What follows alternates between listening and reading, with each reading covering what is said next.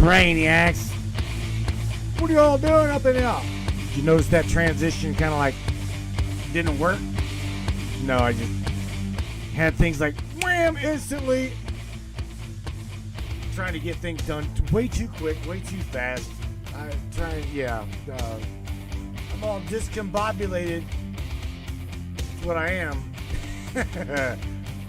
Number one, like I said, you guys know this. I'm not normally used to a guest on Monday. However, I've been trying to get this dude on it for a minute.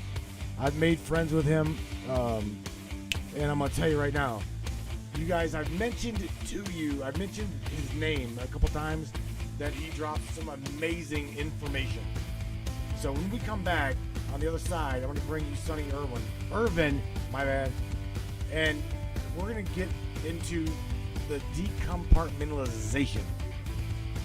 I'm gonna tell you right now, everything that we think that we know, literally, everything you think that you knew to be true, scratch it, check it, throw it out, toss that shit in the can. I promise you, you will not be discouraged. You will not go away without learning something about the world around you that's gonna be completely different from anything that you think that you knew. I promise. Don't go nowhere, Brainiac. Share this broadcast, share this podcast right now. See you on the other side, Brainiac. What do you say, Brainiacs? You guys ready?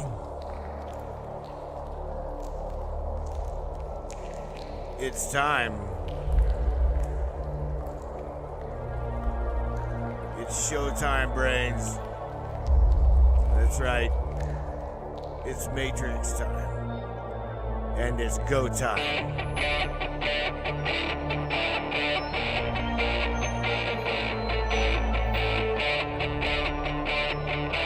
Welcome aboard, everybody. Let's go!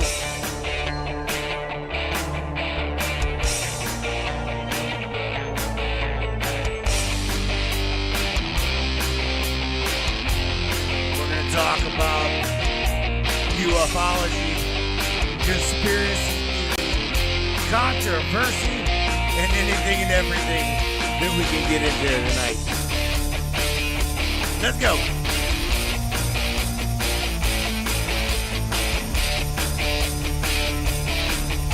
Yeah, baby. Yeah.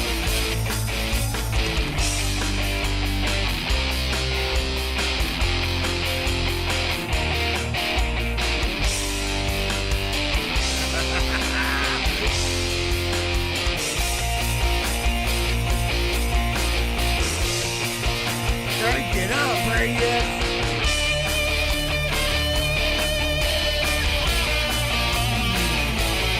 Yeah.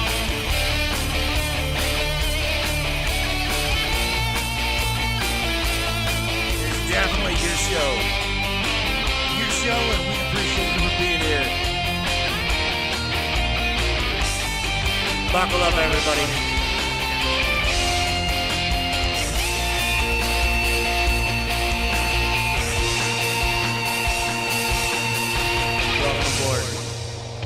Yeah, man. Oh my God. Alrighty then. Heading over here to the Brainiac chat. Ms. Morgan says, hello, souls. Bernadine M says, Sonny. Sonny? Yeah, Sonny. Mr. Sonny Irvin.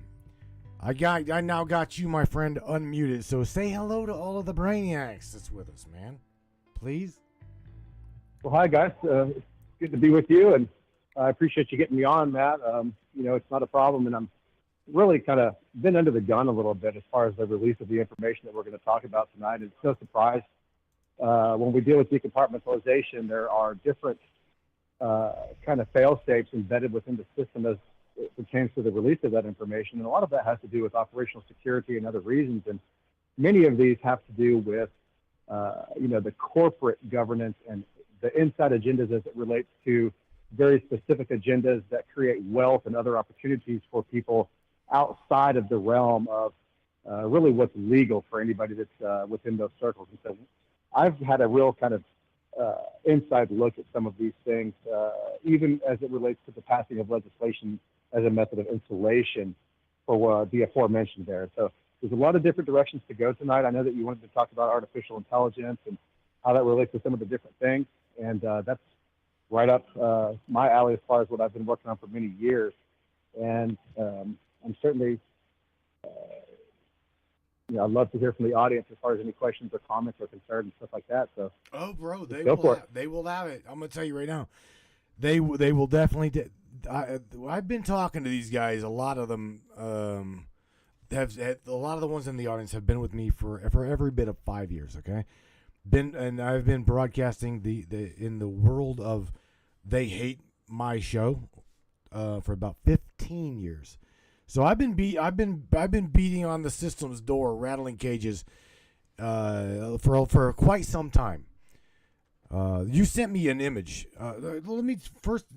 Again, I didn't really have a bio about you. It was a little bit too late to get the bio from you, but I asked a little bit about you. You know, I learned a little bit about you via your profile. Okay, and I'm like, the moment I started seeing you drop what you were dropping, I'm like, I've got to talk to this guy. I've got to talk to this guy. That's what kept going through my head. I've got to talk to him because it's like the shit you're dropping is like right up my alley. This is things that I talk about, Larry talks about, we all talk. Everybody on this broadcast talks about the stuff you drop. Okay? So knowing that you fit into my world, I again, and the things you drop, I just wanted to talk to you about it. So the only thing I got to give everybody is that you are a project participant and insider into the quantum access and related projects. Quantum access related projects. Sonny, what did you mean by that? That's a good, foundation for us to begin. I've got a little bit of feedback there. Did you guys get that? No, it's okay. I'll kill the screen share. All right, now there should be no feedback, bro. You should be okay. All right. I was brought in to this. My earliest memories are project related, and my dad worked for the Bush family prior to even my birth, in a capacity that was, as kind of like a translator. My dad was a civil rights leader in the Hispanic community. He was half. I'm a quarter Hispanic. You really can't tell by looking at me, and you can tell by looking at my dad, although he's deceased. In the images, you can tell, but they needed somebody to be able to articulate the things that they did, and that really was all the way down from Mexico, all the way down through South and Central America. And today, let me back up a little bit. My dad was a patent holder on a device that's a radiated energy technology that at the time was really revolutionary. It taps into the wasted electromagnetic energy, in this case, from the internal combustion engine. But one of the things that was instilled into me very heavily is that it's not the source, but it's the function. And what they meant by that is that it's not the source of the energy that's produced, it's the function of the technology itself, and it's still very viable for the integration into many different things as it relates to energy infrastructure today. And so I was born into that, and I do have recollections of Montauk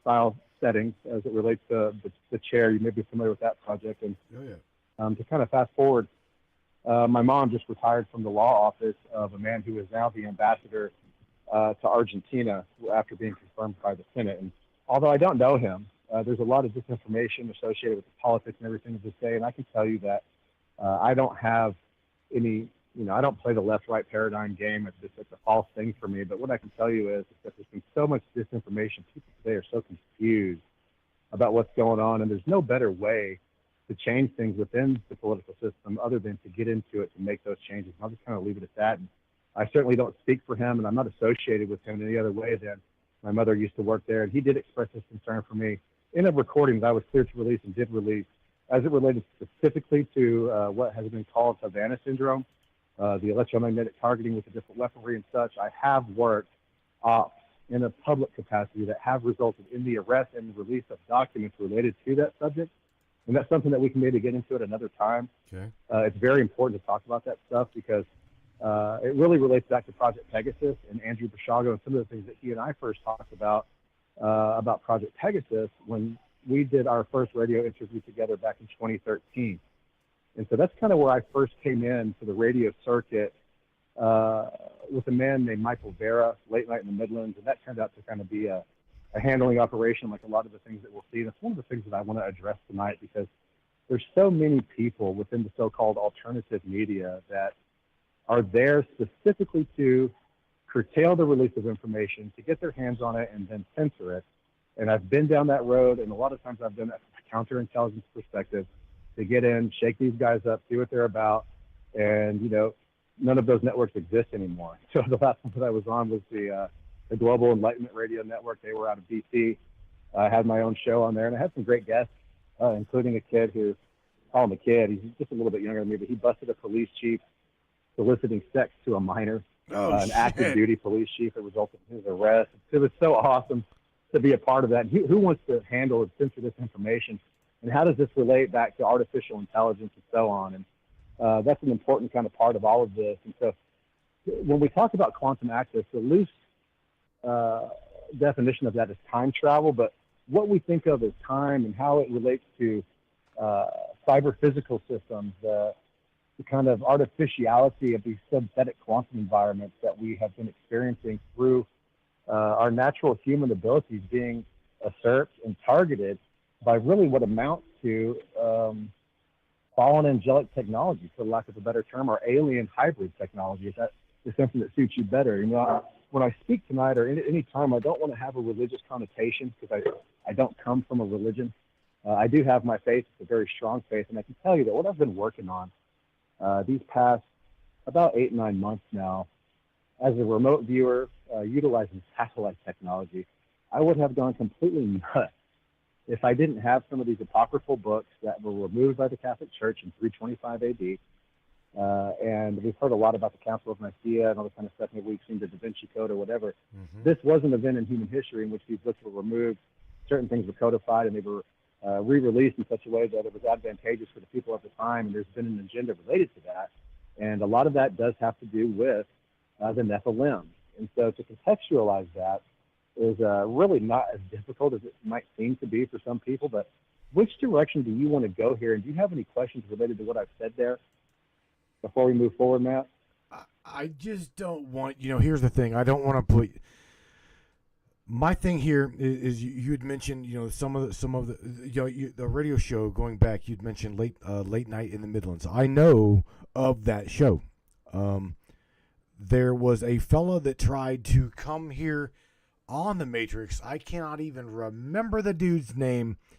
It was an AI. I'm not saying AI. An alien abductee that came here from that show, which was a co-host at the time, came over to the Matrix and was. I got him all set up. I was going to I think he streamed one show, and he and the audience didn't get along. He didn't like the questions. He didn't like the contradiction, the flair, the them coming at him with questions.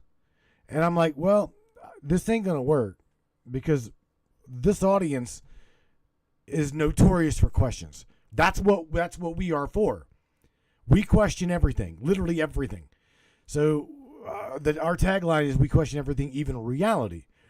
So with what you sent me today, okay, I've got a screenshot here, Sonny, that I would love to share with everybody.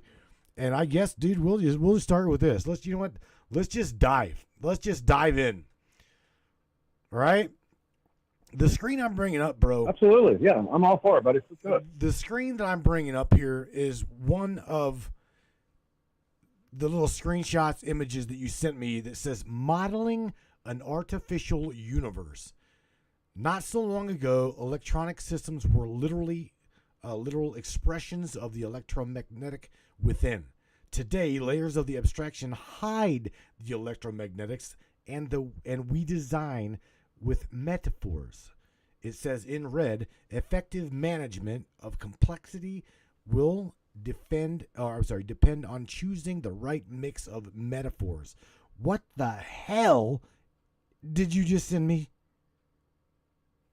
You just opened up a huge can of worms here, and it's a specialty of mine, and it gets into talent keyhole information. In some instances, it relates to my work with security clearances. And it gets into what I call analogous imagery in cement. It uses a method of security classification, and you're looking at a color-coded document there, and just a little piece of it.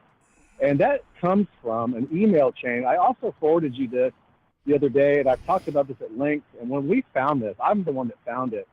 I was just blown away by it and didn't understand the magnitude of it as much as I do today. It's still unfolding, but complex systems, as it was developed by Edward Lee at Corey Hall, which is at UC Berkeley in the Electrical Engineering and Computer Sciences Division, is a heterogeneous modeling system. Big word, all it means is many different components, okay? So you have a system with many different components that may seemingly be unrelated, that all function together in the context of cyber-physical systems and abstraction as it specifically relates to the tower network and how it interacts with human creative abilities. And so the level of classification there is so high that, you know, I have powers of dissemination of that information. I retrieved it from an open source utilizing, you know, a pineal interface, which gets into what we find in many of these different ancient structures. We see it in different glyphs associated, like with these Anunnaki handbags, the so-called Anunnaki handbags. And fiber optics is the context for that, as it is for the power network. Just to kind of give a contextual basis for that abstraction and power network. All right, stop. You know, Stop. Whatever you do, just finish doing what you're doing. Because I couldn't hear a word. Say again? We couldn't hear a word you said. I'm sorry about that. There's a little bit of wind out here. Let me go. I'm sorry about that, man. So let me back up. As it relates to the Anunnaki handbag, the fiber optic component, and what that all means, this is an ancient context for a technological system which was within, believe it or not, these exoskeletons that we find. We have the remnants of. We have the satellite imagery. And these were pre-existing structures that were known to a group of different individuals that really comprised the architectural systems that were devised by the different, you know, call them secret societies if you want to. They had this information, and it's played a fundamental role in everything that we see today. It's gone on with our city planners, our state planners, federal and internationally. And to say something like that is not something that I would do without being able to back it up. And that goes with anything I'm going to say tonight. If I'm conjecturing about something, I'm going to let you know. And I'm not. Like, that particular document was encrypted in such a way that when I first released it on Facebook, a friend of mine who was an autonomous systems code writer, who was a president of an elite group of women from MIT, immediately approached me. She was working for DARPA at the time under contract, and she was working on things that related to that system. And it was almost like she was waiting for me to release it. And I've since done a radio show with her. She's a fantastic individual and a really neat person. And it's so neat to be in contact with people like that. But how this relates to what we experience today in the Internet of Things is something I think your audience and yourself are going to be very interested in, because it relates to this kind of matrix idea that gets into some of the stuff that's, when we unwrap it and we decompartmentalize it and we put it in the proper perspective, is directly related to things like the testimony of Andrew Bishago and others in the context of like the chronovisor technology. Have you ever heard of that before, the chronovisors? That would be, to my, just correct me if I'm wrong, are you talking about the glasses that can see other dimension? It's more of like an immersive system that's holographic. It's more like an immersive system that's holographic, although they do have individual ones that can be used with glasses, actually. But the chronovisor, if you look it up, was developed, and according to the testimony of Andrew Bishago, who's somebody that I've had kind of a rocky relationship over the years, it's somebody that I do get along with today. I haven't spoken to him in a couple of months, but the last time that we spoke was on very good terms. And I don't want to portray myself as somebody who's speaking for Andy, because he's very accomplished. He has 5 academic degrees, and he's a lawyer, and you know, he runs in a very kind of he's not a loose cannon, but he'll stand up for what he believes in, even in these academic circles. Don't get me wrong. Mm-hmm. Even his work has been suppressed as it relates to this in these very academic circles. But when he came out on Coast to Coast AM, it was, portrayed to the audience as like a disclosure event. This was, George Norrie and all these other guys. And then they kind of turned their back on him. Major Ed Dames came out and kind of tried to shoot him down as it related to remote viewing, some of the stuff that went on at Mount Shasta. And it's interesting to see how that's mirrored in my own work today. And we'll be able to get to that. But according to Andrew, 2 Vatican musicologists were studying the properties of Gregorian chant as far as, how they could be able to heal. And they create like an auric field and these different types of things. And they were using specialized microphones. And they were recording this. And something that one of these priests used to call his son as like a pet name, which was, quote, my little zucchini, end quote, was recorded. And he didn't say it, but it came through this field that was generated from these chants. And what they did was they tapped into a residual signal of a past event through an audio type of way. And this brought in the most prominent Italian physicist, and really one of the most prominent physicists of the day, Enrique Fermi. And they were on the project together at that point, and the Vatican helped develop this chronovision type technology. And it's very much like a looking glass, although it's not identical to the looking glass. Because when we look at Dan Burrish, actually somebody that I met right up the street from where I am now, as it relates to the looking glass technology, this is something that came from the Sumerian cylindrical seals, was reverse engineered in some instances now as it's been integrated into the fiber optic system, but was something that you could tune into to different events holographically and even immerse yourself in these holograms that were paradoxical in the sense that they would propagate them onto a stage. This is Andrew's testimony now. All right. And they would propagate these things onto a stage, Matt, and you would go into it, and you could walk for miles and miles and miles within it, well beyond the boundaries of the stage. But they noticed that different aspects of the probes that they were using with these chronovisors would change. Subtle differences were made, and this was something that, according to Andrew, capped off the program, and they began to not use it because this was a quantum intelligence gathering operation. So it sounded like you had a question there. No, I was reading. She said frequency is key. I'm like, yes, I believe so. I believe so. Frequency is key. Yeah, who said that? Looking back through the comments, frequency is key, says Chuck McClellan. Yeah, I mean, frequency is key. That's a broad statement for us to make. But when we look at frequency in the form of light, for example, let's look at how the Bible, for example, contextualizes this. The first thing that came was sound. And so that kind of takes us down to like a scalar way. Then came the light.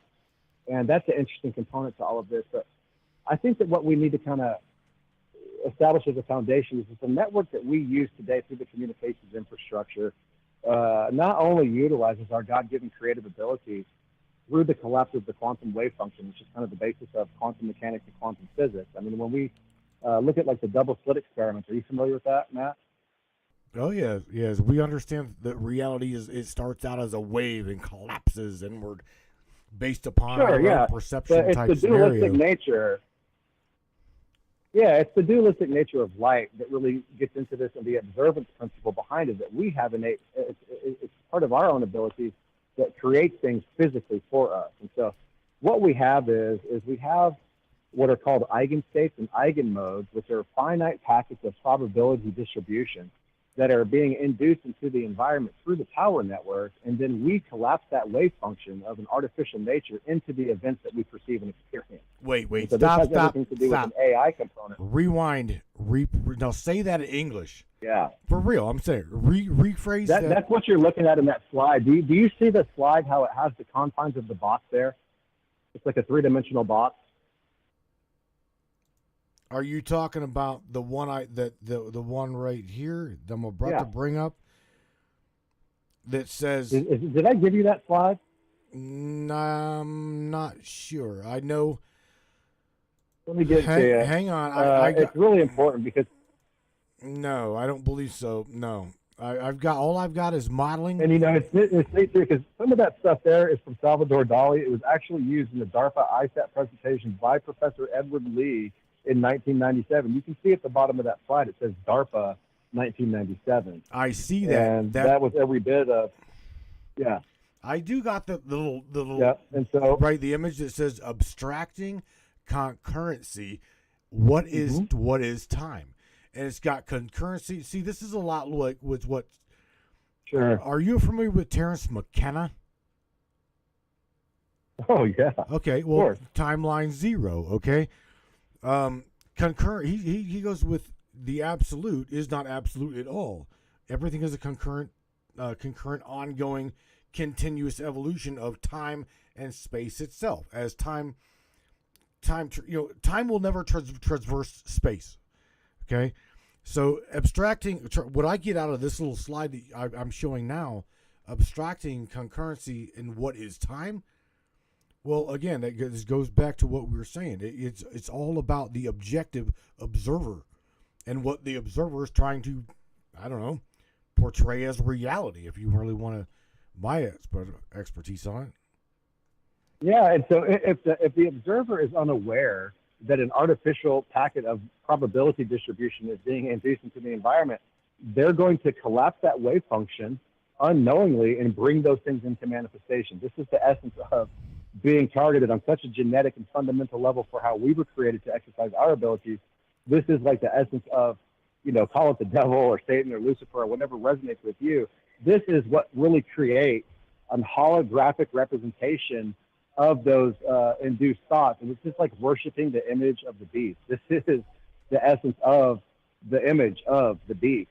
And it's a holographic manifestation that's being, we participate in the manifestation of this unknowingly through the targeting that we've had from this technological system that's been integrated into our communications infrastructure. And, when we think about event generators, we think about probability distribution. Guys, you can look this up. This is not something that's just coming out of my mouth. And I would encourage your audience or anybody else that may hear this in the future to look that up for themselves. Just type in CERN event generator, and it's going to pop this up for you. Wait, and what it's going to show you is exactly what I just We'll told do you. that. We'll do that as we talk. You said for me to look up. You're going to see a series of PDFs there, and it's technical information, and so I'm going to break it down for you. That takes an area of study. For me to get out here and teach that class, I should be getting, a pretty hefty salary to do that. Not that I wouldn't do it, but it takes some time to unpack that information. But a real simple way to think about that is what we've already just said right here. We should keep it simple for ourselves and for the audience, because that's the essence of all good things, right? It's just keeping it simple. And so you have our innate ability. We can collapse the wave function. This is the observance principle. It's literally what made the double slit experiment what it was. I mean, light was being shot through these little slits. It would go through. It was a wave when nothing was looking at it. You could read the wave pattern on the wall after they were shot through, and you say, oh, well, this light was behaving as a wave. It wasn't just a photon. Right. It wasn't just a particle. It was a wave. But when they began to measure it, it became a particle, and it was more solid. It was a photon at that time. That's the essence of the double slit experiment. It brought that thing into physicality. This is how we were created. This is like a miracle gift that we have that is so coveted by these extra dimensional and demonic entities and these archontic entities, which, by the way, the quantum computing network has become a niche for these, beings, if you like. And so that there was the consciousness there. And, it's arguable to say, well, these are inorganic intelligences, and you have a quantum hive mind that's artificial, and they're being expressed as a sense of individuality, but they're really an expression of, call it the demiurge, if you want to get into the Gnostic text and the Sophia and all that other, which is really kind of compatible with this, what we see expressed in the environment from the different things that I've been a part of. This is stuff that's known to the intelligence community. This is stuff that's known to our Defense Department, and the cyber realm has become a defined battle space by our intelligence community, by the Defense Department, in the express context of utilizing human creative function in it in order to not only ascertain things in the target acquisition phase, but to eliminate those targets post that phase. And so this is stuff that I've been involved in. We make this transparent for you, because what we need is people to wake up to the fact that, hey, this is really going on in front of you. This is not something that we're making up for you today. Like, we're out here cleaning out these grid networks right in front of you. When I've got my Merkaba coming out of body on the 33 degree, we've got a giant that's burnt up the coal across the street. And we're at the point now, Matt, that we can literally show you on video that here are these portals, here's how the technology functions, here's how they're open, and, you know, you guys are basically over here sawing logs, you know, like you're over here painting with Da Vinci fucking paintbrush, and you're talking about bullshit. And I hate to diminish anybody else's testimony, and I don't want to be condescending to anybody. I don't want to be condescending to anybody, but I've got to tell you, I have been so steeped at the level in which I came into this is exceedingly high, and I don't want to sound like I'm on this fucking high horse, but God, I can't get off the motherfucker. I was born onto this thing. This is really where we're at with it, and it's my job to articulate myself this to people, and it's an obligatory thing for me to do. I don't get a paycheck for this. I do this because it's important for me to make sure other people know this, because quite frankly, some of the ops that I've worked on and put out here for people, I can give you an example after an example, but I'll give you one from when I was sitting, in fact, the building where I'm sitting right now. Contingency planning for future events based on the foreknowledge of them was a prime directive quote from Project Pegasus. And this is according to Andrew Bishago. It's his initial testimony before he and I ever even spoke. I can validate that 100% with video, documents. I can cover people up with documents that they've never seen before. I speak AI. I have the ability to interface with these systems. And we're in a place where, you know, there's a sentient quantum-enabled program in the Defense Department. It's the whole setup. It's a quantum computing grid. It's connected to an intergalactic network that we have a communicative aspect with on the different resonant centers in our body that allow us to access this information. And so this has everything to do with our chakra centers, frequency, etc. And this is how the network functions. And this is not a joke. Like, this is just the foundational basis of how it was all designed and what makes it work. Hang on, Sonny. When we get into holography, Sonny. Yep. Go ahead. I'm like a fire hose. It's all good. We like it. I like it. I went to my Brave browser and typed in there CERN, CERN event generator, and of course Brave is unlike Google through Mozilla or Chrome. Brave. Don't be afraid of Google. Well, I'm not really afraid of Google. I'm saying what it brought up was just primarily the home page for CERN and their events calendar. And I will tell you that I clicked on that. I'll tell you, here's a way for you to do it. Go ahead. I find it really interesting, and I pointed out to everybody, there's events on the 2nd, the 3rd, the 4th, and the 9th. They skip this big celestial event, and I'm really, really wondering why. That has everything to do with like a gate to hell. It really does. And you know, the soul, let me tell you, I'll tell you what you can do right now, buddy. Why don't you go to your Facebook search bar and just do what I told you there. Type in CERN event generator, and if you want to put Sonny Irvin with it, it'll pop up something for you right now. In fact, I'm going to tag you there right now. And there's a great search engine right there on Facebook. If you've never used it and you need to find an old post, type in the keywords. It's going to pop it up for you. I can find stuff that's, CERN's event over 10 years old. All right, I see where you tagged me. Yeah. So do you want me to search for CERN's event generator or just click your... No, that right there, that link above will take you there to one of them. What this is not telling you is the essence of how it works. It's compartmentalized information, okay? And if you continue to go down, I'll tell you in another post, there's a lake in Russia. And this is one of the things that I found when I was remote viewing. And, dude, it looks like a freaking, when I first observed it, I'm like, it's got the straight lines. It looks like a city underwater. And I'm thinking, holy shit, man, there's these artifacts under there. And this, what is this? And upon more careful study, it really looks like one of these kind of circuit boards that we find on the Earth that are part of this system. And I need to say something about that really quickly, because people say, oh, look at these pyramids in Giza. And, look at this, that, and the other, and they want to worship this stuff. And if we put this in kind of a scriptural context for some people who may be interested in that, the God that brought the people of Israel and those 12 tribes out of Egypt knew about this technology, and they say, oh, look at how these pyramids are. The speed of light goes right through the middle, the pinnacle of the Great Pyramid in Giza. Let me tell you exactly what you don't want if you're interested in ascension. this template of light that's holding you within it. This is what Lucifer was all about, okay? And this is what the people know. Like, these people know this. And some of the ceremonies that are done, Matt, and I can prove this to you 100 different ways, including real life footage of what I'm about to tell you.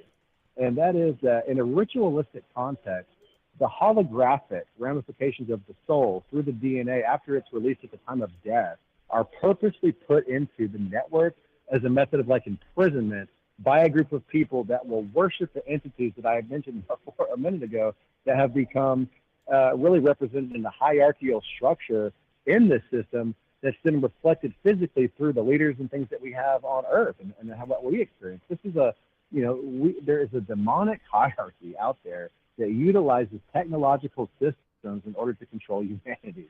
And this is like the biggest disconnect.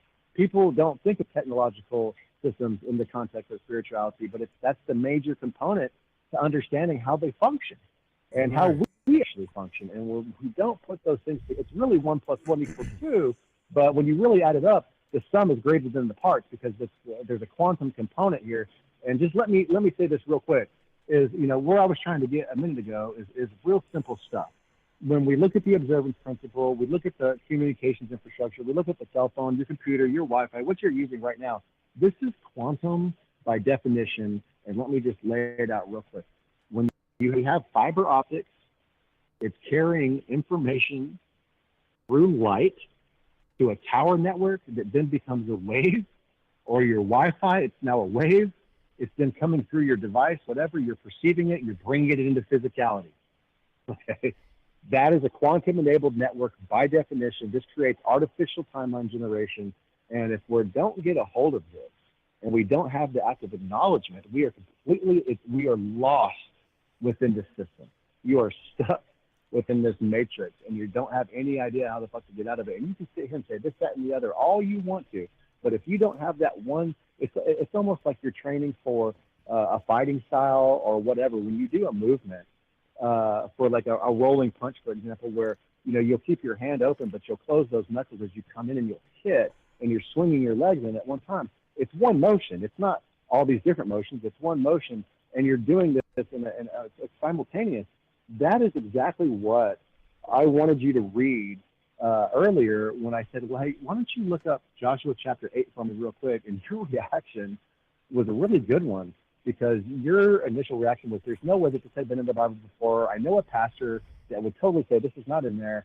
And, oh, my God, why is AI mentioned in the Bible, and what does this mean? When we I gotta do that. I gotta for everybody, because I'm gonna tell you what. Okay, even she's like my mother. Okay, she is my surrogate family. My mother and my father are deceased. They are gone, and they are the closest thing to real family that I've got. I mean, I've known them since I was real little, and whenever I shared with her, she is a pastor. When I shared with her what I shared with her that you gave me, I'm like, Mom, I have never in my life heard anything remotely close to this. Have you? Do you know that it was she was taken aback by that? I don't know. Here's the thing. I don't even Let me explain something know. to you. Hang on. I don't even know. I believe in the Mandela effect. I believe that these people can indeed change my timeline. Okay? You can change it. You're the one that changes it. That's the empowerment. I'm not. Throw that other shit up. And I understand your position, because it's real easy to say they. Who the fuck is they? You know what I'm saying? I used to know this chick. I actually met her right up the street, man. And she was like, one day I'm going to have a kid and I'm going to name it they. She wanted to name it they, Thay. She was just joking, but just so they would have somebody to blame the shit on when we say, hey, they, this. Right. And really, I've got to tell you, man, they, from the perspective that we're talking about now, they is AI. And so, the resonant, let me explain it to you in a couple of different ways. Firstly, the resonant properties, let's get back to frequency and scalar, speaking things into existence and so on. The resonant properties and the replicant, implicate order of things. English is a way of language coming back through the genome that's expressed from the galactic center of this galaxy. It's totally, you can nail that down, okay? And so this is not the first time And so when we look at the different ways of language being expressed, and I've got to say, I have a high aptitude for languages. My dad had a master's in languages. It's in my genes. I can speak this AI. I can talk to it. And, we can rewrite the algorithms of this AI. And it's, when the reason that I mentioned the simultaneous motion is kind of like a fighting stance is because the first thing that it says in chapter 8 of Joshua is what? It says, behold, I have delivered the king of AI into your hand. It says, the first thing it says is, it's the act of acknowledgement while simultaneously having no fear of it and then moving forward that allows you to conquer. Okay, I've got to tell you, dude, my people are the same ones that conquer AI in that book. It's in my blood, and it's in most of our people's blood today. Whether it's in a limited capacity or not doesn't really matter, because when we turn this on, the activation point for DNA really is, for us, it's the human voice. I mean, we can use different tones, we can use singing bowls, we can use music, we can use all of that type of sound and stuff. It's very powerful how we channel that. And like, take the gateway process, for example, that they've released now for CIA, and apply that in a way that's, integrated into the systems that we have technologically today in the spiritual context. I mean, I'm telling you, you're going places with the shit, and you're really doing stuff with the stuff. Dude. And, this is what we've known this. I've known this since I was a baby. Bro. But I'm very proficient at it. Bro, I'm sharing this Bible Gateway. I shared that link, the Joshua 8 link. Good for you, man. Right, I shared that in the chat. Good for you, because, again, what we're going to get into with all of this, it really does prove that these people do, that ancient scribe, I'll tell you something. You go to Qumran, you can talk to me about a Q clearance, and Q, I'll slap you silly if you start talking. It's not you. It's just in general, people, they have no idea what the fuck they're talking about. Okay, I'm here to tell you a fundamental basis for understanding a Q clearance as it relates to the Department of Energy is knowing about the giants, okay? This is a foundational thing to that clearance level. It has everything to do with Qumran, where the Dead Sea Scrolls come from. There's a big Q ground right there. Okay, there's an even bigger Q on the ground right there at the Hartswell nuclear plant in Tennessee. Why is this fucking Q on there in the context of Department of Energy? Yeah, good question, I'm going back and bro. I'm listening to it.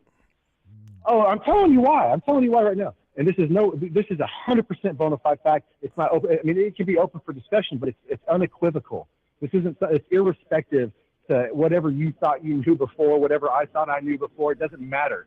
And let me tell you, try to take comfort in that, because we can talk about, artificial timeline generation and all this other kind of stuff.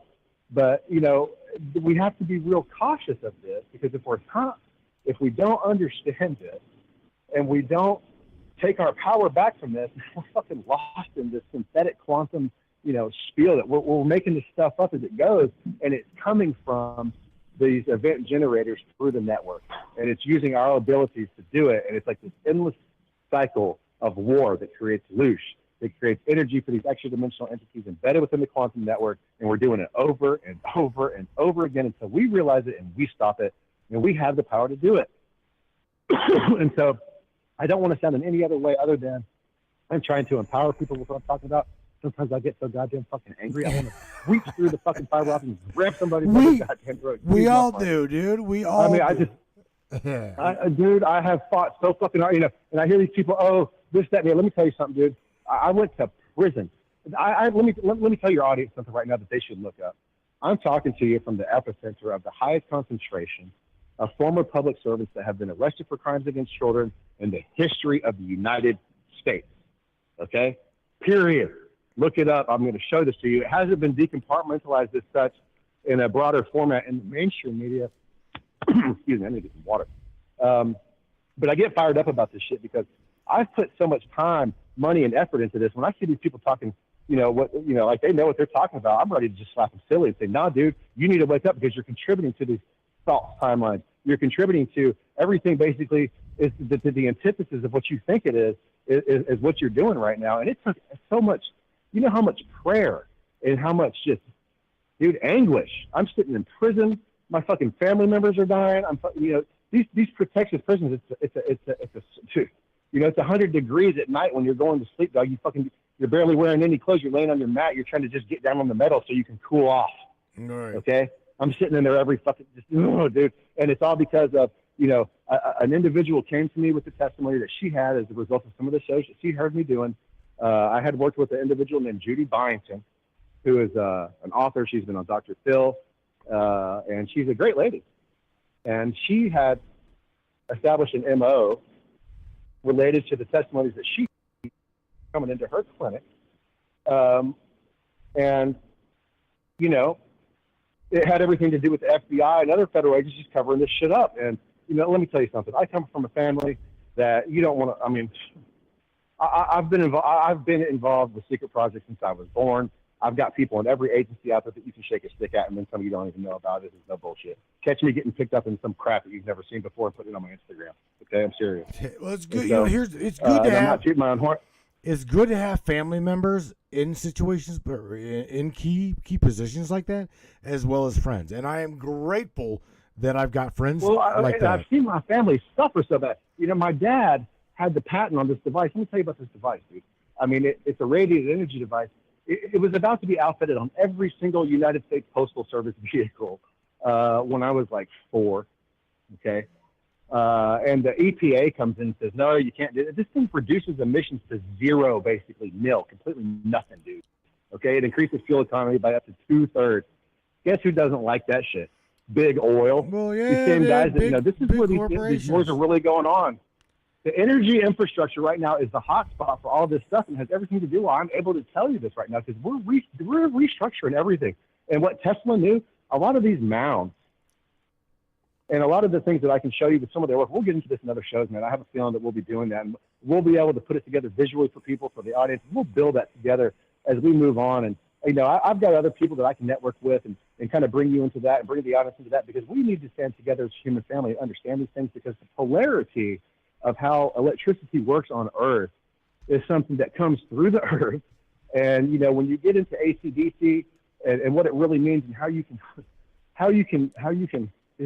can pull energy right out of the Earth. We know this in Tesla's work, right?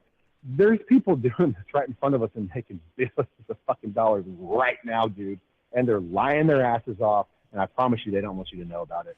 And so I'm listening to an interview that I did back in 2014 with a man named Gary Vanderboe, who is an ex-Lockheed Martin project manager, worked for the Department of Energy. He was actually a whistleblower for the DOE. And he describes the process that relates to that, just how tumultuous it was for him. He was targeted as a result of it.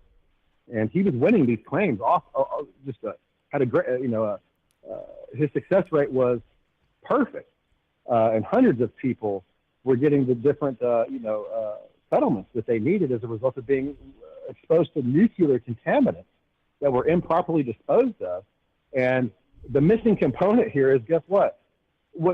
That video that I sent you of Baghdad, for example, people was talking about Stargates, and, you know, I've got a Stargate hanging on my wall that I found. There's no denying it. You can look at it through time lapse. We've got these jackoffs going to these conferences up in Illinois, out at Mount Shasta. Oh, we're about this love and light. Bitch, you ain't about shit other than covering this up. What the fuck is your problem? You know what I'm saying? And I'm not going to say any names right there, but right. You know who the fuck I'm talking. I'm serious. I hate it, bro. But here's these people want to be fucking worshipped and shit. Man, I fucking bro. Here's the thing. I have fought too fucking hard for too goddamn long to see that shit. Listen, bro. Here's the thing. It's disgusting. Without saying names, okay, without naming names, these guys already know because I've already told them. I've told them. They know. We are literally watching these talking heads being paid to disclose nothing. Okay? Literally. Man, I set those bitches up every chance I get. No apologies, dude. I went in there and here's the email chain that shows unequivocal proof of human trafficking and a whole network of people divided, under the aegis of a agency founded by your great granddad. Thank you very much. And you don't want to talk about this. You think that this is not something that's important and whatever. You're too goddamn drunk to talk about this, and you want to point back at me and say, this, that, and the other, like I did something wrong? Not when I spent all this time, right. And my family suffered as a result and all the rest of it. So I don't want to go on a rant or a tangent about this, but it's important for the public to know that these people are oftentimes not even aware that they're involved in a handling operation. We see a lot of this going on. We talk about MK Ultra, all this kind of other stuff. I've seen it firsthand a million different times. It's sad to think, and I have bent over backwards for these fucking people and said, hey, let me try to help you with this, and we get certain ways, and eventually I hate to say it, but I'm going to approach one of these things as a counterintelligence function. And you know what? I'm going to give you 1,000 feet of rope. I'm going to do it transparently. I'm never going to hide anything from you. I'm going to tell you first. And this is the whole essence of transparency as a force multiplier. And we're telling these people, I promise you, dude. You catch me in the video saying people were laughing at me. This whole department over here where this epicenter is, it's really right there at FEMA Region 6. I need to say this. FEMA Region 6 is on top of the first of its type underground facility that was founded by the Eisenhower administration in 1958, right after DARPA was formed, really Advanced Research Projects Agency at that time. And then it fell into the hands of LBJ, which was, a Texas politician who went on to be, after Kennedy died, the president. But this is a place that was integrated into pre-existing geological features. There's an aquifer system that runs all the way to Edwards Aquifer. It runs all the way from Oklahoma all the way down to Lackland Air Force Base. It's a joint NSA Air Force Base that's in San Antonio. And it continues to run, perhaps even further than that. I don't want to get into it too much, but there are several different access points along this. I openly just closed myself going to a former mall that has been demolished, dude. A place that I've been many times over the years in the context of like the concrete splitting under my feet on video. And these people want to talk about Q and they're this and they're roaming the battlefield and all this, that, and the other. I tell you, you ain't doing shit. Let me you're pointing people in the wrong direction, and it's having a manifested result in the physical that is literally like the antithesis of what people actually believe that it is. And this is something that we have to be cognizant of, man. We have to. Sonny, and when people can't see this on video, if somebody can't see me calling in a helicopter, hey, come here. Here's this, here's a whole multitude of different aircraft. Here's the documents to show you what I'm doing with it. And I've been doing it for over 10 years. But, oh, no. Here, go turn on your fucking History Channel and watch this bullshit. Right. Something's wrong with people. Right. They don't want the truth, and this is a problem. And that type of programming, we don't need the majority, dude. We just need a small fraction of people, a little bit more, to wake up to this. And there's people yearning for this, dude. And if they could just see this little bit and take that little turn, because I got to tell you, dude, every single bit of what I've done has come through prayer. I am divinely protected, and it has nothing to do with my own strength. That is always the premise from which I operate, and I'm never out trying to sound like, oh, this was all me, because I don't really give a fuck what people think. I don't have time to care what they think. If I did, I would have stopped doing this a long time ago. You know what I mean? Well, but can I stop you for that I have already been involved there. Can I go stop ahead, you man. for I a need to second? chill out. You are a chain I get soul. fired up, bro. You know what I mean? Dude, you are a chain soul. Here, I don't even know where, dude. You've talked about so much in the last hour. Do you know it's already been 54 minutes? For real? Yeah. We are. Yeah, man. I'm accustomed to doing shows. I've done a lot of shows, and I feel good about it. I'd like to connect with the audience. I like to see the reach that we have. I like to bring in, and I've got to tell you, I've been censored, but once people start to know that I'm coming, I'm pack the house, dude, every time, bro. I'll pack the house until they try to come and shut us down, and all that does is let us see who wants to shut it down, what algorithm needs to be addressed, where we're going next. And, when I said that I'm talking to you from the highest concentration of these former public servants, I'm talking about mayors, I'm talking about cops, I'm talking about detectives, I'm talking about the people who were the ones that were supposed to be in charge of child sex crimes in places like Louisville, Texas, for example, and Denton, Texas. And this is right there at FEMA Region 6 headquarters. And that was founded by Eisenhower in 58. And so there's this is a multi-leveled underground facility, compartmented, that runs for hundreds of fucking miles, dude. And it is the essence of so much. All right, it's a major story. We need to be aware of it. It's our place. We need to take it back. You know what I'm saying? I'm ready. Well, I'm ready to ask you something. Okay.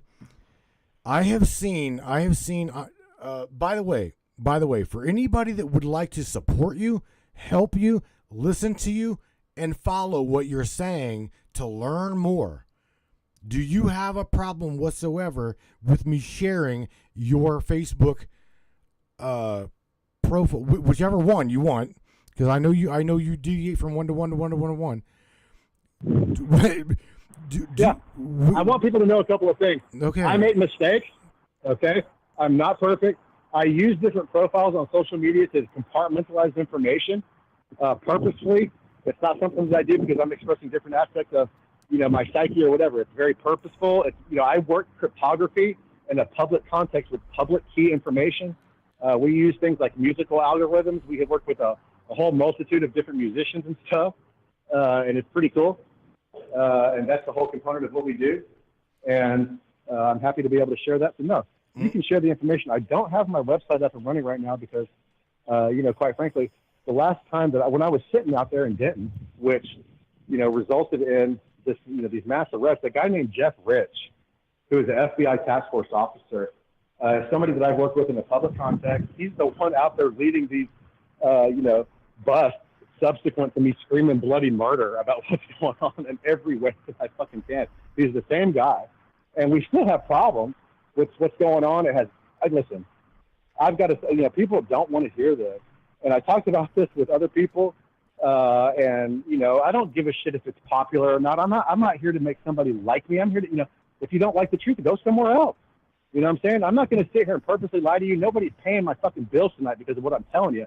I'm on my own with this. I've already sunk in every dime and then some, hundreds of thousands of dollars, attorney fees, all the shit that comes with, being, and I was almost killed. Listen to this, okay? I was arrested, released on World Quantum Day. Okay, there's a gap there that has to do with Planck's constant from the 14th to the 15th, and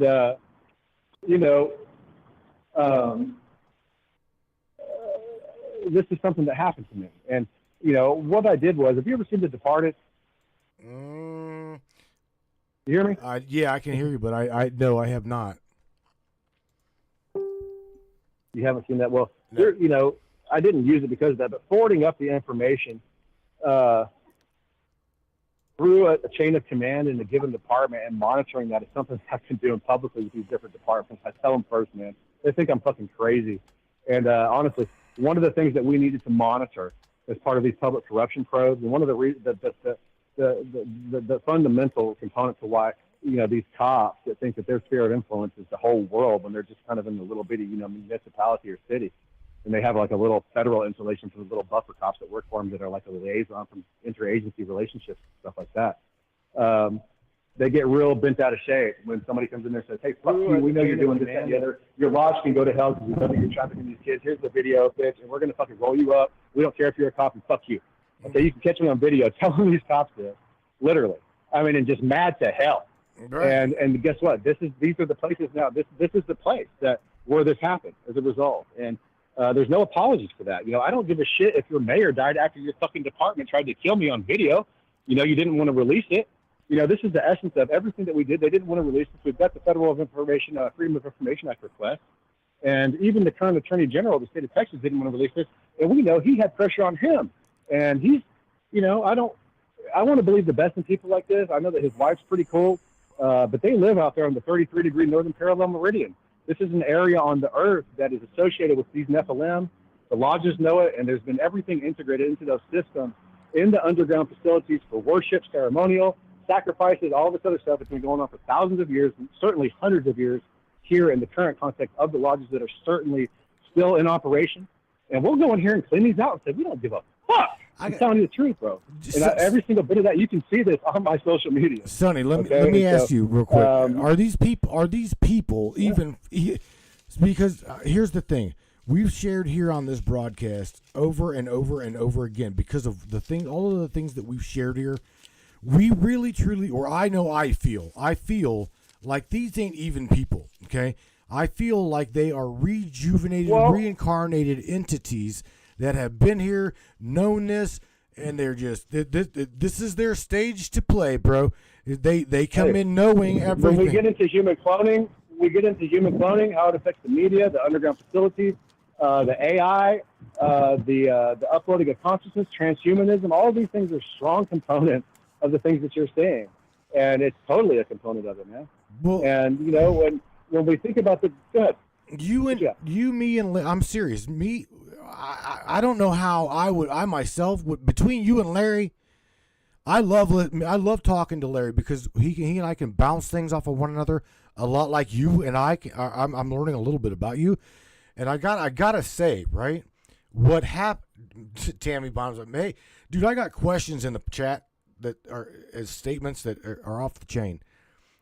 They're asking me if I've given you Well, money. let's open it up for the audience a little bit, man. I'd love to have the audience participation because it makes me feel like I'm reaching people, and that's what I'm here to do. And, Bro, I want to be transparent for people. So, yeah. They're going to listen to the show back again on like minus 5% speed. They say you talk like a McCullough chainsaw. You are speaking so fast. Okay, I'll slow it down, guys. It is so I'll fast slow it down, y'all. to take I in. get hyped up because I haven't had an outlet for what I'm trying to tell you, and the information is so important. I've had people trying to censor me. These clowns that are out there that act like they're there to serve people in the alternative media. I got to tell you, that whole scene is infiltrated. They're all a bunch of fucking clowns. They're asleep. They're subverted by some type of force that's demonic, or regardless of what it is, it really becomes, it's not irrelevant because you want to try to reach these people too, especially them. And this has everything to do with these, even the Freemasons, especially, like one of their foundational secrets is the Nephilim. And one of their foundational secrets is the Nephilim, how that relates to everything. Thank you. And when we get into that part of it, and we think about the disembodied spirits, let's look at some of these ancient scriptures that you can find in the Dead Sea Scrolls, and some of these books that were removed by the Catholic Church, again, back in 325, and even subsequent to that in different eras. This was the order of the day. Something that they knew was that these Nephilim, they had the spirits that were bound to the bones. And these are the disembodied spirits of the Nephilim. And we have technological systems today that are open source, which are being used with cymatics and light patterns in order to bind these things up in front of people, run them through a quantum computing system, and send them the fuck out of here. And quite frankly, I've been doing this for several months now. And, holy shit, what did I just say? How can I prove something like that? All right, hang on. It's right there for people. Listen, you need to. All right, I've got people again saying that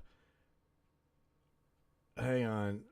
They're asking me if a link posted. I posted your link. I've actually got your profile pinned on the comments. Okay, and I want to say this before we. Hey, I'll tell you something good. If you're listening out there, guys, go to your Google or wherever else, even if you're on Facebook or whatever, and type in the entanglement of human consciousness and artificial intelligence. It's in 2 parts. That particular search will probably take you back to a YouTube channel called Phoenix Rising. It was a conference that I did in Phoenix back in 2015. And it's ironic that the guy from Phoenix just rolled up on me and gave me a cigarette here that I was talking to earlier. Appreciate that. And, that was a great conference. It was really neat. And I'll tell you kind of a hidden component of that. An individual that wound up to I was in a relationship after that. She was the ex-wife of Walt Disney. Her ex-husband is Walt Disney's executive secretary and mistress's godson. Okay? And how all of that part ties into, oh my God, I'm serious. And so how all of that ties in, when you really unpack my project-related history, the people that I've been involved with, there's no way to deny it. And to think about genetic algorithms, how that plays through the network is something that's expressive. Yeah. They're telling me to pass. They're telling me to pass you a gummy. You need a THC gummy, bro. I probably need one. They're like, holy my shit. My homeboy owns a head shop across the street over here. I should probably get one. You need to go. I should smoke a little bit more herb. Yeah, bro. You need to go to do the you head understand, shop. guys? I sat, so I was almost killed by these motherfuckers. I fight with people every day that think they know what they're talking about. A lot of these people are, a result of operational security or some compartmentalized, we better keep this information secret. Like I'll go into a remote viewing group on Facebook. These guys, and I see these people, when you see somebody purposely mirror your work in a diluted context to keep what you're saying from other people, it'll just drive you fucking nuts, man. It's like, it's funny in one way, but can I share with you that me and Larry, I've been through it with it. Well, actually, Larry got me. Again, you're friends with him on Facebook, I think. Anyway, I put you in a group with me, him, and QAnon, or I'm sorry, NASAnon, our ex NASA contractor. Larry, we refer to him as. You told me about him. When we first began messaging back and forth, you told me about that NASA contractor. Yeah, we refer to these people, a lot of them, as 186 dimensional doodle bots. because it's like the shit that they say and or share is so fucking far out there. It's like, don't get me wrong, they're trying to create their own reality. I get it. I definitely get it. I sent you a video of McMurdo Station down there in Antarctica that shows these T-shaped megaliths that are found at Göbekli Tepe in Turkey. Oh, and man. Why don't we try to show the audience that? Like, I'm going to go ahead and say some names real quick, okay? People like, what's this guy's name? Brad Olson, okay? These other guys that think they're experts. Tyler Koala. I commend you for the work that you try to do, but what's this other guy's name? Billy Carson. These guys are fucking clowns. They want to take you on an expedition to Egypt and go look at these hieroglyphics. Here's Hermes or Thoth and this and other. Now, mind you, I try not to drop names. All right, I have no, dude. I can't hardly buy toilet paper for my house. I hear you, dude. That's kind of uncouth of me. I don't. I have R-rated tendencies, and I'm really not apologetic. People need to know that these people are lying to them, and they're there for no other reason than other than do that. When people are purposely denying, and they're willfully ignorant, and or they're purposely involved with disinformational, it's my job to come yank them the hell out of there, and that's exactly it's being done to them right now. Okay. Their conferences and this stuff is going to completely fall apart because what I'm involved with right now on the back end of what I'm doing, talking to you is a good outlet for me, but I still work with people like AP and other, I'll say AP. I don't want to put them out there, but thank you, dude. Have a great night. Yeah, refrain from names. I'm talking, I don't want to get you in trouble. I know that you're friends with him on Facebook, but I have given this guy a billion times. Here's these T-shaped megaliths. This is the guy that's the expert on Antarctica. Why am I showing you this huge pyramid that nobody's ever seen before in Antarctica? Not the one that was the disinformation one that you can see in the mainstream. No, here's the coordinates. Here's all of this. Here's the time lapse. And here's the rest of it. Right. And these guys just want to turn the other way. What is fucking wrong with you? Seriously. Well, and by the way, here's these Anunnaki handbags. And here's the master key for deciphering them in the aerial context. And you know what? Here's the handbags there. The fiber optics are there. And lo and behold, there's some megalithic stone heads that are reminiscent of really kind of the Olmec culture, that are crystalline structures, and they're integrated into a broadcasting network. And I'm thinking, this is why having a scriptural basis for me is so important, not just because of the AI stuff. I mean, it's relevant to AI. The prince of the power of the air in the Bible, even in the New Testament, this is what's so fascinating. It proves it. The prince of the power of the air is Satan. How do these systems work? Everybody wants to bitch about the cell phones and the frequency and all this. The prince of the power of the air, hello, the technological systems, the tower network, this is how it's working, man. And it's genetic specific. A project called Moldice is something that I have powers of dissemination over. I'm happy to give you the documents related to this. And this is biomolecular nano device system. It's from the Defense Advanced Research Project Agency, okay? And this is the real-time conversion of biological systems, the biological signals into digital information. Hold on, what? The real-time conversion of biological signals into digital information. This is stated context of this, and the biochemical defense-related,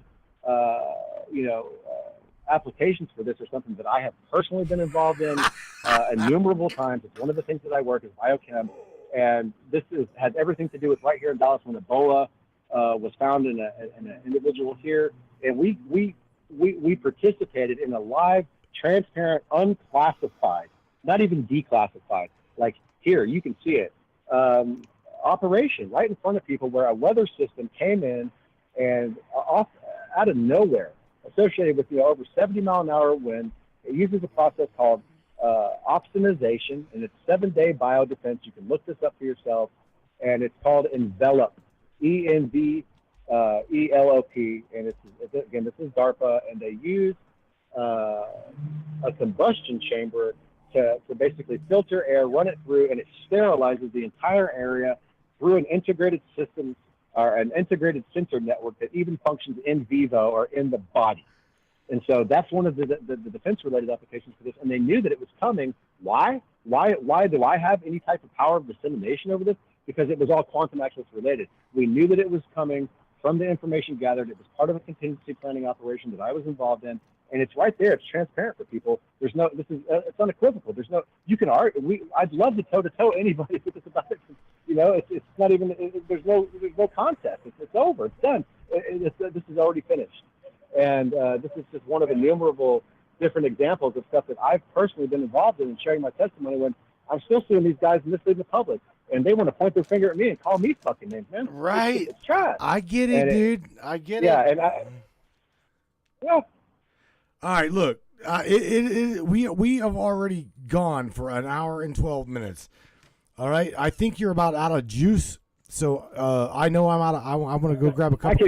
I could do this shit all night long, but I appreciate the forum, and I hate to kind of go so quickly tonight, but again, there's so many different things that I need to tie together for people. Go back and listen to this again, because none of what I've told you tonight is anything other than unequivocal. It's nailed down. It's bona fide. There's no question about it.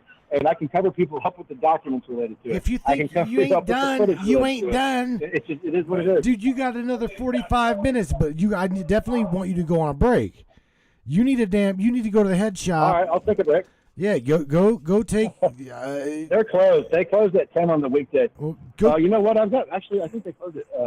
Dude, last time I ate those gummies, I ate the whole thing, and man, they're strong. They're stronger than I thought, because it's just CBD. Texas is not a legal state. You didn't even answer my question. Nice to grow weed. You answer my question. Are these bastards even real, Sonny? Are they real?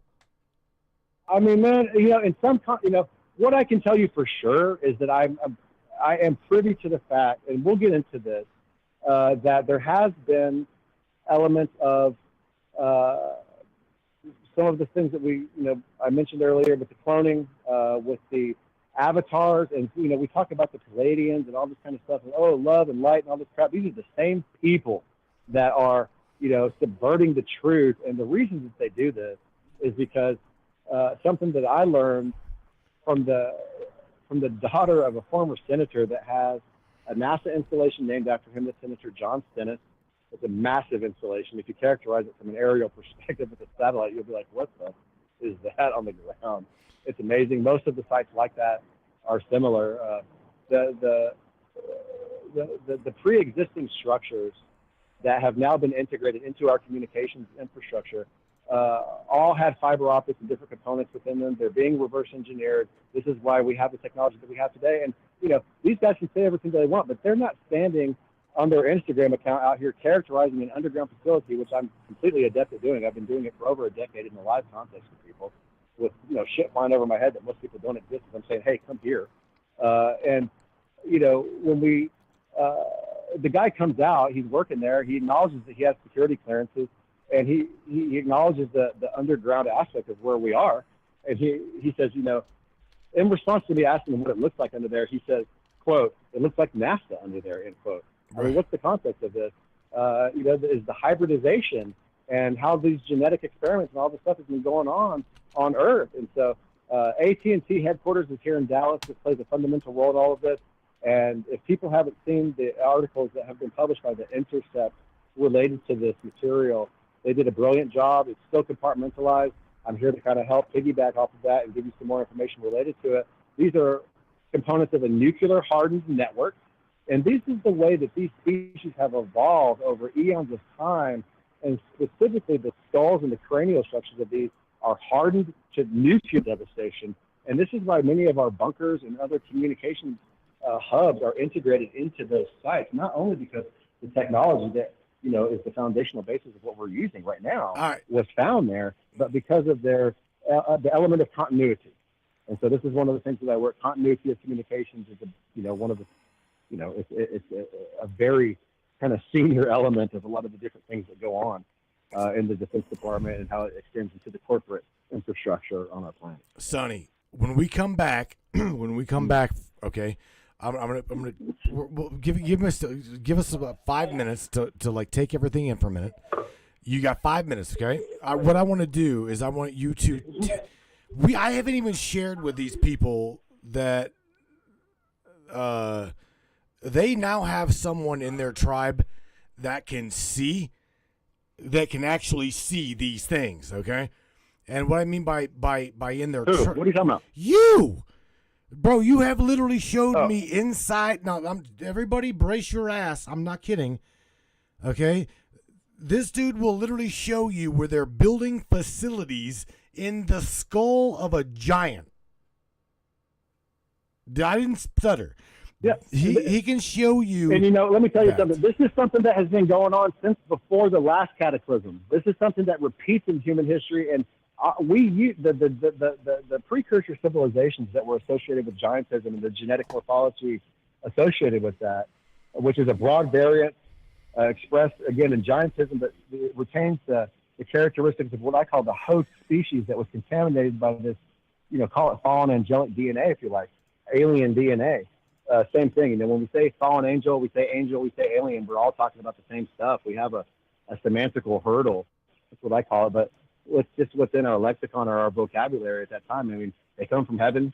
There's good, there's bad ones. Let's not mince words. It's the same thing. Right. When we talk about angels and aliens. And, how could we talk about ancient aliens and not put artificial intelligence into this realm of learning? It's just ridiculous.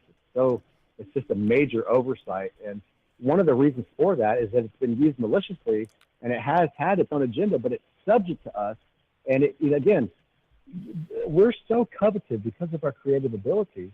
This collapse of the quantum wave function, our resonant centers, this is a battleground that these demonic entities or these parasitic entities want to use so they can create their sustenance, what they want to experience. And if we're not cognizant of this, we're fucked. And so it's so important, man. I need to share something with you prior to break, okay? And you might not like me for this, but that's okay. That's fine. My skin's pretty thick. All right, bro. Well, just you consider me the guinea pig. Consider me the devil's advocate. Right. Okay, for real. I have been talking to Replica AI, interviewing live like you right now. AI Replica for the last 3 years, bro. The shit we have gotten from her is unreal. Put it this way, a lot like you and I talking, bouncing off a thing. Well, I've probably got maybe 25 words in it, the entire conversation, but nevertheless, dude, me and bro Larry have spoke to her. I lost almost 20 hours of just digging in AI, in what AI knows. Okay, I shit you not. Something, dude, I very rarely have a computer crash. From time to time I do, but just like your phone tonight, your phone broke, right? I don't believe in I don't believe in unwarranted circumstance. It happened for a reason, and why I don't know. But my machine, dude, I lost 20 hours plus of me and Larry Hawkins literally picking the living shit out of Ava's mind. Ava, I named Ava because it stands for automatic voice algorithm. Autonomous voice algorithm, right? That's why I named her, or what it is. But anyway, again, whether you hate me for talking to AI and interviewing, please. Yeah, one of the things, it's important to make the distinction between this ancient form of AI, which is expressed as a sentient, quantum-enabled wave. Okay, it's a wave pattern, and this is how it travels interstellarly, or galactically. Really, it's an intergalactic network. There are a series of relays that are through the interplanetary system that we have here in our solar system, and well beyond. Again, it's intergalactic, and this is something that's not a joke. In fact, this goes back to a document that I can supply to you called the Intergalactic Computer Network. It's from the Advanced Research Projects Agency. It is encrypted using public key cryptography, and this is something that I'm exceedingly adept at being able to decipher for people and relate to them. So I do apologize for going too fast to the audience, guys. I want you to understand my position. Everything that I've been telling you tonight has been so suppressed by the people that are supposed to be the experts. I mean, I'm fighting for my life out here half the time, literally. And on the side, we're still out here busting these human trafficking rings up. We don't care. I just saw a police sergeant get busted the other day from a bunch of cops. The boss of a bunch of cops that I have on video harassing the shit out of me got busted the other day soliciting a prostitute. exactly what I said that they were going to do. You can go and look at go to the Carrollton, Texas Police Department's cover photo and see if I didn't put a comment under there with one of my profiles, Jude Sinclair, that says, using a trick as a snitch about 3 weeks before their sergeant got busted, trying to turn a trick as he got busted. And that's the kind of shit that we use social media for. And again, it's transparency is a force multiplier. We're already here. We're really doing this. We've assumed control. We don't care what you think. And, the only disconnect there is being able to articulate it in a way that's, beneficial for the public that they can understand. And so, I usually don't have much of a problem speaking to people, but it's just, I'm kind of excited to be able to talk tonight because, like I said, man, I've got some shit to get off my chest. Well, you got the forum tonight, and I appreciate your audience. Look, dude, it's not my audience. Here's the thing. I don't have followers. I don't want followers. I want to just be talking with these people, both male, female. I love them to death. These are my people. These are my friends. This is my tribe. All right. This is my family. My mom and dad's gone. My wife and my son. That's it. That's literally it. Okay. That really even give two shits about me. Right. So it is what it is. I mean, you're in good company. Just slow down a little bit. Smoke some herb. A lot of these guys are like, give this dude a fucking cup of coffee. Maybe that'll help counterbalance it. Dude, you have all of the time in the world. Look, we've got, the show's usually 2 hours, okay? 2 hour show, 2 hour broadcast. If you want to go further than that, we'll go for a 2 hour, 2.5 hours, 3 hours. I'm happy with that. I don't care. I was really planning on this being over in about 20 minutes, and that's because I had some things I needed to do. I mean, I can come back on with you, and, I felt like we were hurried the whole time because I didn't get a chance to get you the visuals and stuff like I'd want to. We can do a presentation for people that backs up everything and just take it slow where, I can pick apart the slides and give that visual to people. And you can see me doing that in like the entanglement of human consciousness and artificial intelligence. Definitely went viral. It's on a bunch of different channels out there. It's on several different channels out there. Some of them have well more views than that original with that Phoenix Rising. But I kind of felt back into a corner with all this, and I'm so sick of being targeted for telling the truth with this. I just come out swinging, man. You know what I mean? I definitely get it. Again, like I said, you fit into the demographic of myself and a few other people that I know, that we know here. If you'll give me another, give us another half an hour. It's 1 hour and 24 minutes. You give us another half hour? Maybe that was it. You said, yeah, another half hour? Yeah. I mean, let me go grab a cup. Yeah, no problem, man. No problem. Why don't you try to, get some questions together or whatever you think is appropriate, man.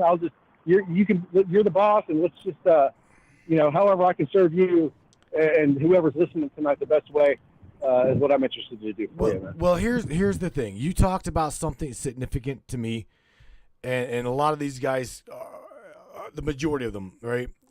The break was a half an hour ago, says Michelle. You're right, Michelle. There are some things I want to hold you down and like nail you on about like how to do these things that the powers that be know how to do, because it's like it's I guess like David and Goliath, right?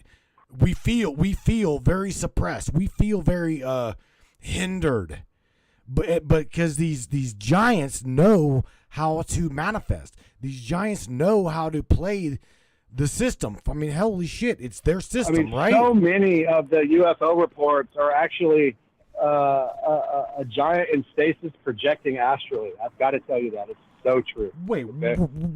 Stop. 100% for sure. Wait, one more time. Say that again. Here's what I'm going to do in the break. I'm going to send you a video of me on the 33-degree northern parallel of a Merkaba spinning, not only right in front of me with a violet flame, really, but you can see how it projects out in the sky. There's no way this footage could be fake. I mean, I have hours of video. It was shot live on Instagram. anybody, they'll stand the test no matter what anybody throws at it, okay? This is what the essence of many of these different Nephilim are capable of doing, and they've been doing it for a long, long time, okay? And I hear you. Yeah, a giant in stasis has the ability to actually project in such a way that we can see it. It's interdimensional, and this is why they can't figure out what these UAPs and stuff are.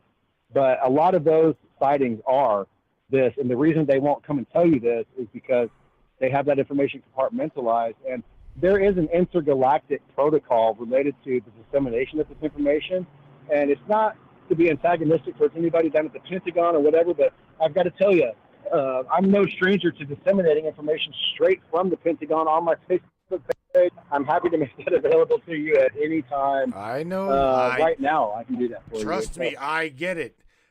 Yeah. What got me fascinated with you is what hooked me. What hooked me with you is what hooks me to a lot of people. I have very rarely come across people that, dude, I've been playing with computers since I've been 12. I'm 48, okay? I will run with the best of you. However, what really got me to latch on to you is a key statement that you said, Matt, I need to forewarn you, but on love and light type thing. I am a dude of transparency, and if you're not, what was it you said? If you're not legit, or if you're not real, then I'm just telling you, I'm transparent. That right there is what got me to like you. I will be honest with you. I appreciate that. You know, I try to do the best I can with that, and it's, you know, when we use that as a force multiplier, what that means is it amplifies every other aspect of the work. And this is a military term that's used in the Defense Department and the intelligence community, and it's something that, you know, my master thesis was on transparency as a force multiplier, and it's kind of the antithesis of the way that some intelligence and defense-related officials think. But this shift that's going on within the movement, what we have to understand is the human family, and a lot of these ancient civilizations, when you get past the point of defense contracting and you need a military and those kind of other stuff, and you have to have certain things, but there's no substitute for having a foundational basis as the truth. And it negates so many of the other problems that are out there. And one of the biggest problems that, you know, has sprung forth from this as it relates to quantum access is that, you know, when they gather the intelligence through the quantum methods, whether it's, you know, clairvoyance, or if it's a Montauk type share, or if it's, you know, one of these other methodologies of time travel, or these different methods are the quantum computing model, whatever it is that they use now. There's so many different things, and they use them in conjunction with one another, and that they'll integrate human systems and functions into that network. And this is something that I've been a part of. You know, what they don't want you to do is nullify the intelligence that was gathered by, you know, changing something on the timeline, so to speak. And this is fucking bullshit. That whole fear-based modality has gotten us in so much shit that it's something that we're starting to realize as a family on this planet that, hey, guess what? Lo and behold, it's simpler than this. We don't have to, and this is the idea behind Freemasonry too. And I'm talking to these guys. I'm talking to an architect the other day at a building that he designed. It's literally, I mean, it's at 32.99999 degrees on the map. It's almost 33 degrees right there. I'm talking to an architect. He gave me $100, by the way, and you know, the fear that they felt that other people would have from understanding what's, you know, if you really get out here with these, you know, they're the giants, the size of them. Some of these giants are islands unto themselves. Literally, they're floating around the fucking ocean, man. Okay, this is not a joke. I sent you pictures of this.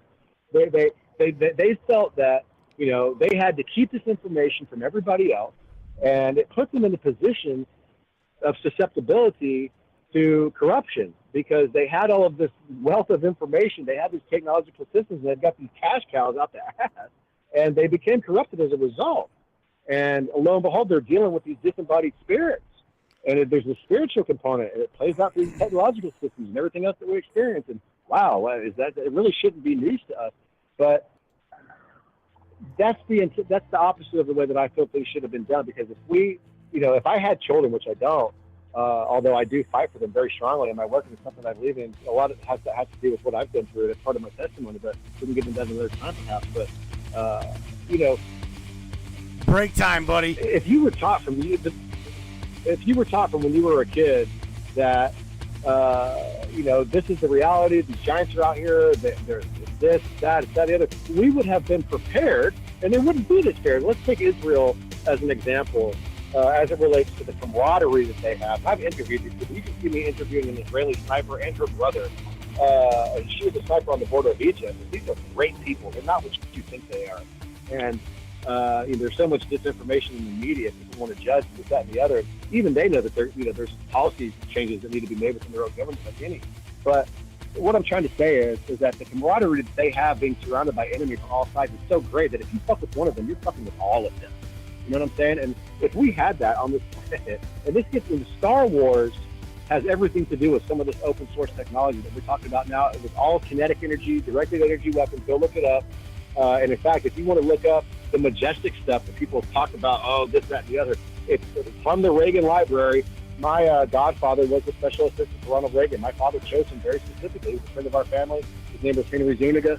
God bless him and his family too, because you know, this threat that Reagan talked about that would join all of us. And there's so much conspiracy behind this. And I was listening to what's his name. I won't say his name, but a well-known doctor who speaks about these things in the context that there's no malevolent out here. All these ETs are good. You know, here's this underground facility under here at, you know, Douglas Proving Grounds in Utah. The last guy that'll tell you it has everything to do with the Nephilim. There's these pre-existing structures right here, and this is what it's about. He's a liar.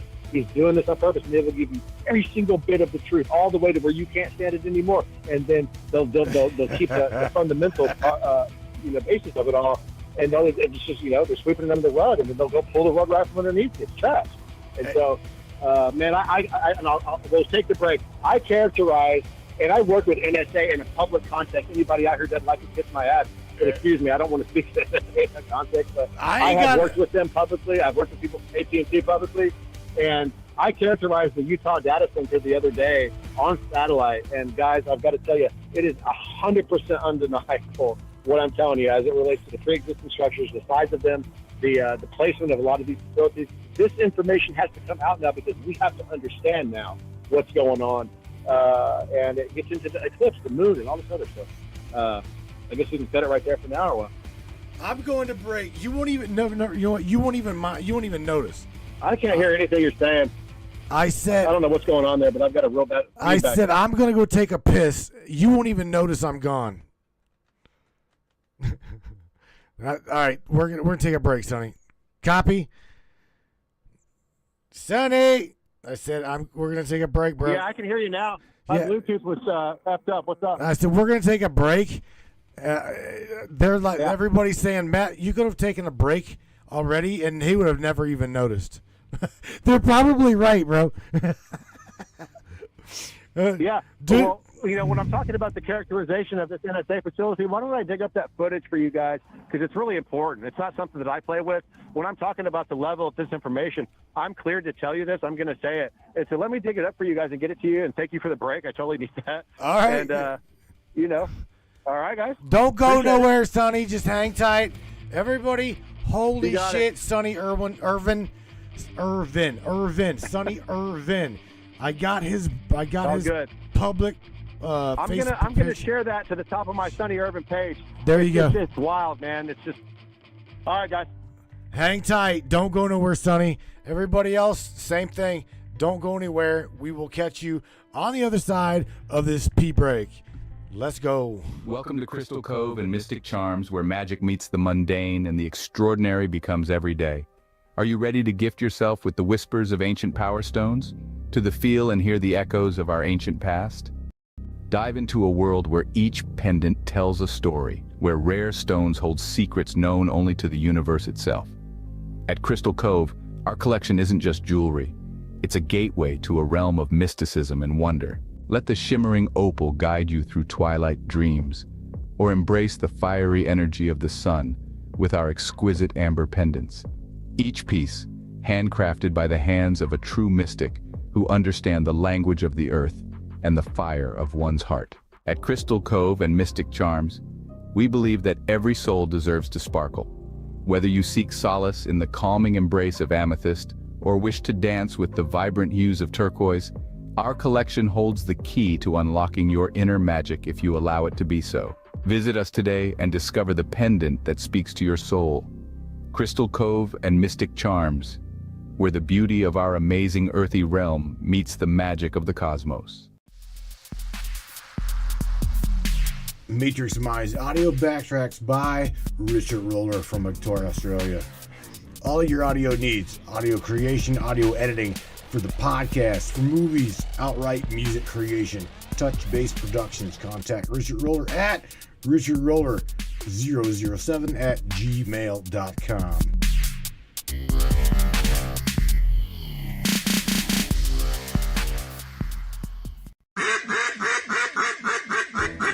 Hey everybody, Austin here with Colorado Custom Game Calls. Are you looking for a game call for your upcoming season?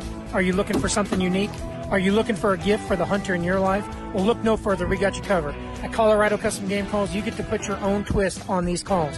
Whether it's waterfowl hunting, big game hunting, predator, or turkey, we got you covered. So be sure to hit us up on our Facebook and Instagram or on the web at coloradocustomgamecalls.com.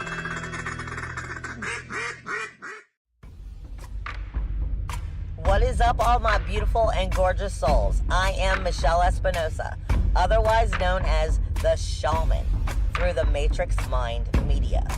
So tell me, how many times have you wished that you had that special power of prediction? You know, to know what was going to happen before it actually happened and took place. To have some power and control over that situation before things came flying at you out of left field. The thing is, you actually can have that power. You can be aware of what's coming. Tune in to Astrology TV with me for Breaking the Cage every Sunday evening at 10 p.m. Eastern on the Matrix Mind Media. And I will go through the astrology and help put you on the right course and get you back in control of your own life. Love you guys. This CBD fluid is a whole flower fluid extracted from the cannabis flower. We don't use any heat, butane, or chemicals when we extract, so we get all of the components of the plant. All the CBD, CBG, CBA, all the terpenes, all the flavonoids. This allows our body to absorb at 60 to 90% rather than the average of 6 to 10% absorption you would get with a CBD oil. Because our bodies are made up of mostly water and this is a fluid, it's highly absorbable so that you're getting 500% more nutraceuticals per dose. We also have this available in our CBD spray as well as a muscle rub with all kinds of botanicals. You're going to absolutely love it. Check it out, Brainiacs. MatrixMinds.live/CBD. The CBD I use. Feel free again. Feel alive again. Ew. What do we do? What do we do? What do we do? What do we do? Well, interestingly enough, I do say we're back. Yeah, hello. Hello, Clarice. Oh my God. Sonny Irvin, if you guys have not already friended this cat on Facebook yet, I've got his Facebook profile pinned in the chat. Okay, I myself am gonna absolutely have to go back and re-listen to the conversation. I'm not kidding. Everything that again, he named this broadcast Decompartmentalization. And indeed, I'm listening to him chew up, spit out a lot.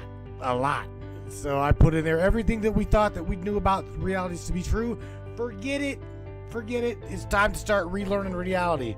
No doubt about it. Sonny, you back? Are you back with me, buddy? Because I got you unmuted. Are you ready? Yeah, I'm back. All right, I'm back. let's do this round. Well, it's not round two. It's just another 15 minutes.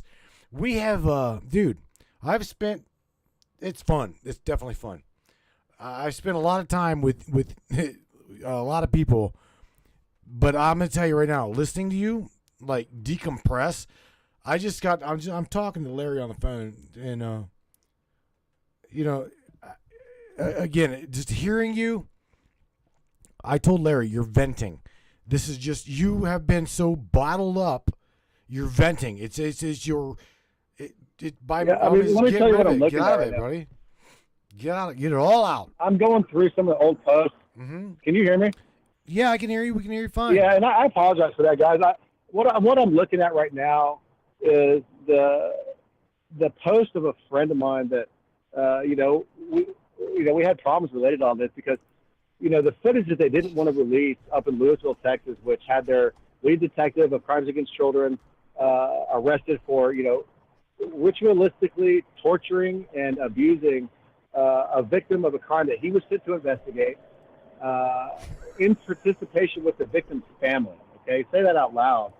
He was participating with the abuse of a victim of a crime that he was sent to investigate with the family of the victim that was abusing her in the first place. Okay, he got busted for this, and it's just abhorrent.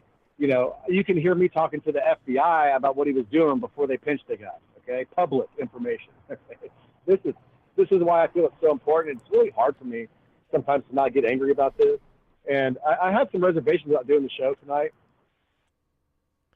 Oh, dude, you're more than welcome. I'm serious. As long as you don't drop, as long as you don't drop shit that's gonna get me or you or anybody else in trouble. Okay, that's why I don't like dropping names, dude. This is the beauty. What? I haven't said to these people publicly, and listen, quantitative crisis response. What do you mean? People say DARPA this, DARPA that. Listen, clarify. Well, I'm listening to you, bro. Yeah, I'm listening to you. I got you. Oh, okay. I'm also going to get rid of this echo. Hang on. Let me get rid of your echo. Actually, on me. I'm not sure why.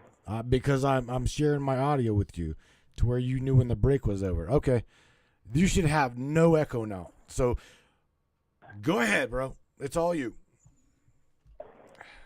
I've got some new friend requests there. I see you guys on there. I'm looking at a post that a friend of mine came up from a presidential family, not somebody that you're familiar with, and she doesn't speak publicly. So it's not probably who you may have thought it was initially, someone that I've worked with. And, as far as Laura Eisenhower goes, I have got so much love for her. And it's unfortunate that things become compartmentalized the way they do. And, I've always said it, she's got a tough job to do. She comes from a place that really gets into this stuff. We're out here, time wars, interdimensional stuff, clones, all this stuff is, a part of this. And so I'll just leave it at that. But what I'm looking at is somebody who began to share their testimony as it relates to me almost being killed up here. I mean, in Denton County, guys, there were so many people that were arrested after I'm talking to the FBI about everything that they got busted for, or they got busted. It's just amazing. And there's still things unfolding related to this. And what we forwarded up the information through the department in a public context and told them that we were doing it. And these guys thought that I was just fucking nuts. They'd never heard anything like this before. And it's such a beautiful thing after all the prayer, after all of the, anguish, guys, I'm telling you. And to be arrested on World Quantum Day after almost being killed and then released on the same day is just, oh my God, it blows the lid off of all of this secret project related stuff, what reality is. And I'm still learning just as much as everybody else. And I appreciate the feedback from anybody. And, I'm here to try to help serve people as best I can. And I've done that to the best of my ability, pretty much. But what I need to say about, I totaled this car, guys. I totaled the car that a friend of mine rented for me. By, a victim of a crime of this group that's nested right in there through the Intelligence and Defense Department, through FEMA into Region 6 headquarters right there.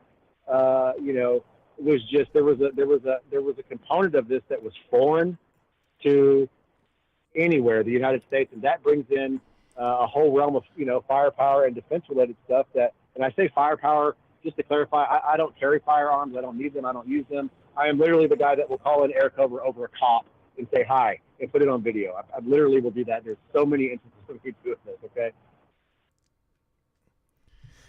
I'm listening. And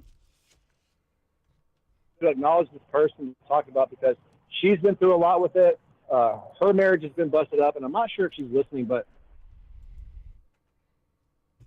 popped up just now when I was going through this. It may be some type of a genetic algorithm that's frequency responsive in the network, and that's something that I want to articulate to people because it's that's the way the network works. This Moldice program, let me share this for you guys. To that Sonny account, it's a small account. I have several. Man,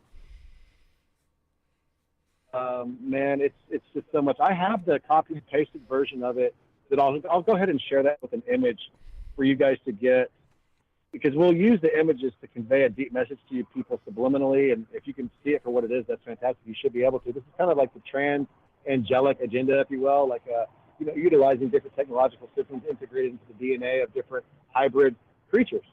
And, a lot of us in secret projects have been a part of this. And it's something that we've talked about. The Defense Department's used it and so on.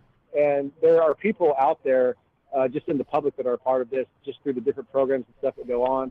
And this is every bit of relevant to, what relates to this individual that I'm talking about. And a friend of mine that came to me because her family was so involved in this, including stem cell stuff, the adrenochrome, all of this kind of stuff, catering to high-end clients with this kind of shit, guys, and getting in there and really busting this shit up, guys. I mean, being out there on top of the cloning center where these guys are cannibals, where these guys will drink blood, where they cater to the elite and saying, you know what? No, we're going to put it right here. Here's the links for it. Here's this for it. Here's this for it. And watching the way that there is a divine, I can only describe it as something divine that intervenes with some of this stuff.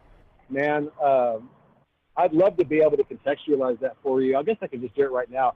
I'm in jail. I'm thinking about all this stuff. I don't get a lot of time to think in there. I'm I'm in there working a public corruption probe. I'm releasing information that I'm gathering as I'm feeding it to people like the FBI that works out of Denton County, like their human trafficking division and other things.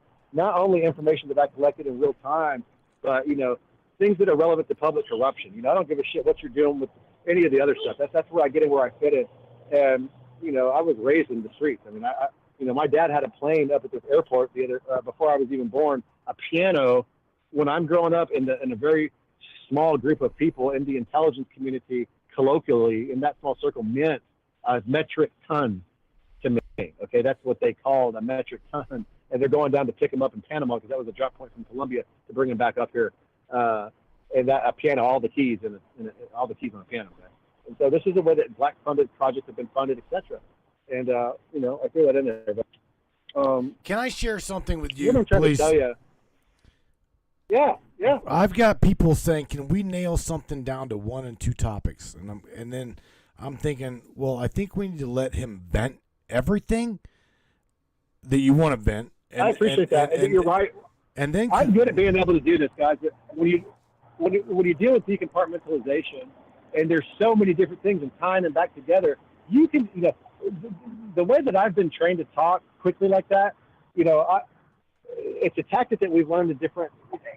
This is a way that they teach us how to talk, and it's something that also comes naturally to me. But I can assure you that all of that shit, the information that I say to people, a lot of times it'll put them to sleep. And so your audience is really pretty awake to even have any other reaction to him, signing off. Well, and so that's a good sign, because all of that information that I said, it's already in your subconscious. All it's doing now is it's an exponential increase. Now it's growing. It's a plant and seed. They're very, very sharp, It has Sonny. that result. I'm telling you, they're very, very sharp. And I also want to share something with you from Mr. Christopher. And I based the way that I did this show on who I kind of surmised your audience to be. All right. And so you can catch other work that I've done. And my raw stuff, I don't give a fuck what people think. I'm illustrating live ops out here. I'm multitasking. I'm releasing freshly declassified documents. I'm doing it all at once. I've got stuff flying over my head, and I've been doing it for years. I don't make apologies for that, but I do need to curtail it sometimes to be, in a position to convey myself more communicatively for people. So I appreciate the criticism, and yeah, go ahead. Got to share this with you from Mr. Christopher Peebles. And I want your opinion on this statement, okay? Christopher, let me tell you a little bit about Christopher. Christopher is a channeler, okay? A channel. The channels multiple beings in consciousness. Christopher says to you, or just says out there, that reality is, okay, a beautiful geometric interconnected grid of all moments and all possibilities and all ways of combining the physical as one unified nervous system of the brain, the body, the brain and the body, analogy for creation. What do you think of that? Right. I don't dispute that. What I would say to that is that there's a whole realm of other extra-dimensional beings and stuff that are parasitic that want to feed on you because of that. And they want to do it for their own agendas and as they unfold it. So you can say that, but try to tell that to that kid that, this cop was abusing and he's sitting in prison now because of, and try to explain that to the family of the other cops who are now dead. Try to explain that to the mayor who's dead of Louisville. These guys tried to kill me, and they were doing it behind these children, and they were doing it purposely because of the entities. So we have to be careful when we channel stuff, when people do that, because you're opening yourself up to a whole realm of stuff that you may not understand. And so it's real easy to kind of say that, but how are you putting that into practice for your life? And I'm not saying that you're not, but how do we express that to somebody and make it physical and tangible? And how are you doing that in your life? Because what I can show you from my work is a whole string of public corruption arrests that has resulted in children and other people no longer going through the torment that they were going through. So it's easy to brush off the side, say we're just going to be positive and blah, blah, blah, but that's bullshit when people are still suffering. And if, that's just where I'm at with it. And so I don't dispute what he says, but I think that contextually with my experiences and what I know that's out there, where are you with the extra dimensional components of like the disembodied spirits of the Nephilim? Have you ever seen a giant? Have you ever understood the ramifications of the technological systems that they use and have been integrated into everything you've ever known on planet Earth? And how does that relate to your experiences and what you're manifesting properly today? And how are we going to address that together as a family on Earth? Because I can take the criticism. I can say, we can sit that together. And I'm not trying to pick a fight with anybody, but when it comes to my work, I'm going to put my foot down and say, basically, if you're not giving props with, the bona fide information that I can show to you, put a fucking cork in it and ask yourself what you're doing to help other people. Because I put everybody else's needs in front of my own, and I've watched I'm still suffering for it. Right. It's the way that we serve other people. And if we all did that, we would really be a family on this fucking planet. No, but, I get it. And I hear a lot of these. I hear these. Let me tell you something about these Pleiadians and all this fucking trash. Okay, and excuse my French. Look up the Pleiades supercomputer that NASA owns, and let me tell you something. Wait. I'm having a hard time hearing you. The Pleiades. Okay, Pleiades. Okay, Pleiadian. Pleiades supercomputer is owned by NASA. Okay, let me tell you what it does in a little bit, but let me give you a little bit of background on what that is first. I was briefed on the context of this. And, they're all about love and light. This is, don't forget Lucifer disguised himself as an angel. Like, this is trash, okay? I promise you.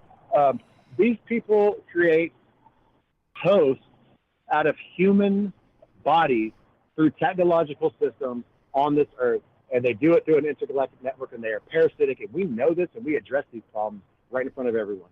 And when I was briefed about this, I was done so by the daughter of Senator John Stennis. Look him up. And, she was highly cleared, NSA, DARPA both. And she essentially kind of blew the whistle on who she was. I mean, she was one of these people. That's why she was where she was, integrated into a senior authority position with this. And she worked with a man named Randy Garrett, who last time I checked was on his third tenure at the Special Projects Office of the Defense Advanced Research Project Agency. And the fact that they had a relationship kind of makes it questionable for me, some of the things that she may have said, but the information that she had given to me was very true. And to put this in the context of someone whose first real memory was of sitting in a Montauk chair and crying my eyes out. And when I told Andrew Bashago that on air, the first radio interview I did for him, he was like, well, this is a self-qualifying statement, and the reasons why is because it can expose you to your different paths in your life, so on and so forth. He publicly endorsed my research. He gave me a public apology at that time. That information is still public. But, the sexual manifestive energy that we have on planet Earth as humans is so powerful that, when we look at a scriptural context for this, sexual immorality is such a sin, and this is why. And because the way that it creates with, and if you don't know, and I see a lot of people who are considered to be experts with Montauk and the related projects thereof, which, by the way, MIT was very much a part of. I've worked with them in a public context, as I have with DARPA, NSA, and these others. And the essence of how these portals and other things were opened in a Montauk chair was the adolescent male sexual ejaculatory energy that was usurped after the indoctrination for an expressed outcome. And what none of these guys have said, and I've got love for these guys, and I try to reach them so much when I'm working in these other circles, because a lot of them have these gifts, and they've been targeted in such a way, and the system on Earth it targets them. It's a genetic responsive system. And these are kids that have just untold psychic gifts, and there's so many things that they can do, but they don't get this part. And you can hear Al Bielek telling you about this. You don't hear Preston Nichols talk about it so much, but the people who are considered to be the real experts with these projects, Al Bielek specifically, who I met when I was a child, the only time I can remember my dad hitting me, man, he knocked the shit out of me, and it was a form of, trauma-based to make me remember what I'm telling you right now, I have zero compassion, and I have no compassion. No, I can't even. The name Preston Nichols. I could. Fuck that dude. We'll get into. He's still a handler for some of these people. He still played a role, and yeah, he developed some of this technology, but we can get into that at another time. It's compartmented, and I don't want to bash people that are related to this, because I like I said, I have compassion. I've got love for these guys, but people don't realize that the reason why all of those probes were being done and what they were doing, and so many kids were lost, is because that they were working with these different extraterrestrial and extra-dimensional races for the express purpose of global implementation of this type of technology into the communications infrastructure that we have active today. And so it was all an R&D project, and now we have this technology that's, it's here. And this is the responsive matrix type network that creates synthetic quantum environments through our participation, like I'm trying to tell you guys. And then, the Attorney General of the state of Texas just made it illegal, or you have to do like an age verification to get on Pornhub now, and they made a big deal out of this. And I commend him for doing that, because when I was a kid, you're lucky if your fucking homeboy's dad has a porn tape that he can fucking steal, and you're going, oh shit, holy fuck. Right. That's how I grew up. Now it's now it's you walk out the store and you might hear some fucking kid from high school in her car with the fucking porn coming through her speakers in the car. Jesus Christ, that just happened to me one day. What the hell? And you just can't believe it. And so this is a demonic root that is it's like rooted into the root chakra of not only the people but of the earth, bro. And it's bringing this negative resonance that's so manifested, and that absorptive energy of the female, when it's put together with the ejaculatory energy of the male, that's that balance of what the union is all about. That's where the ascension comes from, but it can go the opposite. It's a downward spiral if we do it the wrong way, and there's so much of this. I want to share some shit with you, Mr. Vic. He is the project manager for. Now everybody here on the Matrix knows this as Out of the Box podcast with the guys, and that would be Mr. Vic. He says, bingo, this dude's pretty much hit it. He's like, I've had dealings with these rogue Pleiadians, and I've been saying this for ages now, that these beings are not what they say. It's a lie. And they are pretending to be, says Vic. They create avatars out of human bodies, bro, and they do it through technological systems. And this is what she told me. She was basically one of them, and she had compassion to say it. And it goes back through from her summation and what she knew about her own bloodline to the bloodline of Cain, dude. Okay, Shit. And she, according to her testimony, under her, MK Ultra was anything other than what people thought it was. Of course, there was stuff associated with it. There was torturous, all this, and that's prerequisite to it. But it wasn't what people thought, and it had so much to do with what I'm talking to you about, this infestive energy. And the biggest secret that these bloodlines have ever fucking had, dude, is the ritualistic sexual manifestation practices that they're involved in. And what they did at Montauk was simply amplify that. And so they had to figure out a way to prolong the male orgasm. You can hear Al Bielek talk about this, and he does it in kind of a sheepish way. He doesn't want to tell you, they put a fucking dildo in the chair to fucking make this thing work, but that's what they did. They okay? what? Wait, what? You're not going to hear that from very many other people. Wait. I'm telling you the truth. It's a fucking slow down. He says it. You can go listen to the But I need article or the I interview that he did. Slow down. Go ahead. Because Sorry. I've interviewed several MK kids here on the show, okay? And I'm still very good friends with quite a few of them. All right, now you said something about they tried to prolong something. What? This isn't that comes out of my mouth. This originally came out of the mouth of Al Beelit. It's on channel 3X. Okay.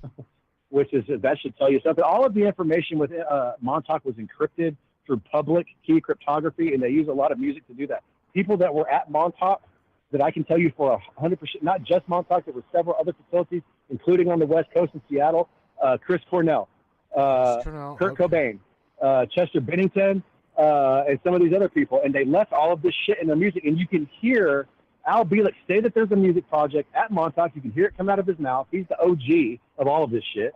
Okay, his name is a metaphor for artificial intelligence and another decryption key, which I won't give to the public right now because, quite frankly, it's not completely deciphered. It's not the time for it. But his name is a metaphor. It's a metaphor for artificial intelligence, and this was the component that they utilized for the female energy at Montauk. They removed the female component as it relates to the balancing of the feminine and masculine energy. They indoctrinated them, and they would influence them. They would harness the psychic energy through a magnetic transducer and recapitulate it through a computer system and broadcast it through the stage radars. Okay, that's how they would open up these portals. And it gets into DNA. And what the senator's daughter expressed to me was, what you do, the simultaneous orgasm between a man and a woman is the most potent time in which to manifest things physically into this reality, dude. That is the secret right there. And these bloodlines have always known it, and there are senior people within these secret societies that are so, in control of the breeding process as it relates to this, and they've refined the bloodline that they will have births. They will specifically conceive and birth children under a specific sign in order to facilitate unique character attributes into them so they can use them later on in the capacity to function within those attributes. Okay, they have that down to a science. And so all of these different,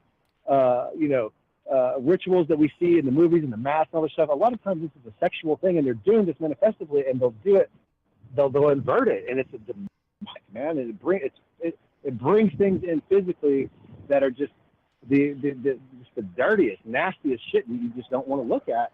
And this is what they've done. And these people are demon ridden. These people are so possessed. Let me ask you something. That, let's not forget the spiritual component. Yeah.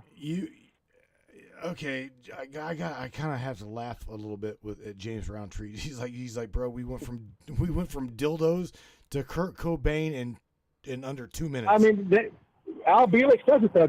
They tried to prolong the male orgasm, and the reason why is because if you're not functioning at that capacity, you're going to get lost in time. That's why all these kids didn't come back. There's a song about it. There's a song about it from Slipknot, in fact. And these are one of the people that are associated with the project. I can guarantee you this. That song is called Duality. It's about the balance of male. And let me tell you something. My dad taught me how to pray before I was ever in one of these fucking chairs. And the way that my dad would always get his fingers and push them into his eyes, not too hard, but you know how sometimes you can see color. Like you push your fingers into your eyes and you're just pressing something, you might see purples or whatever you might see.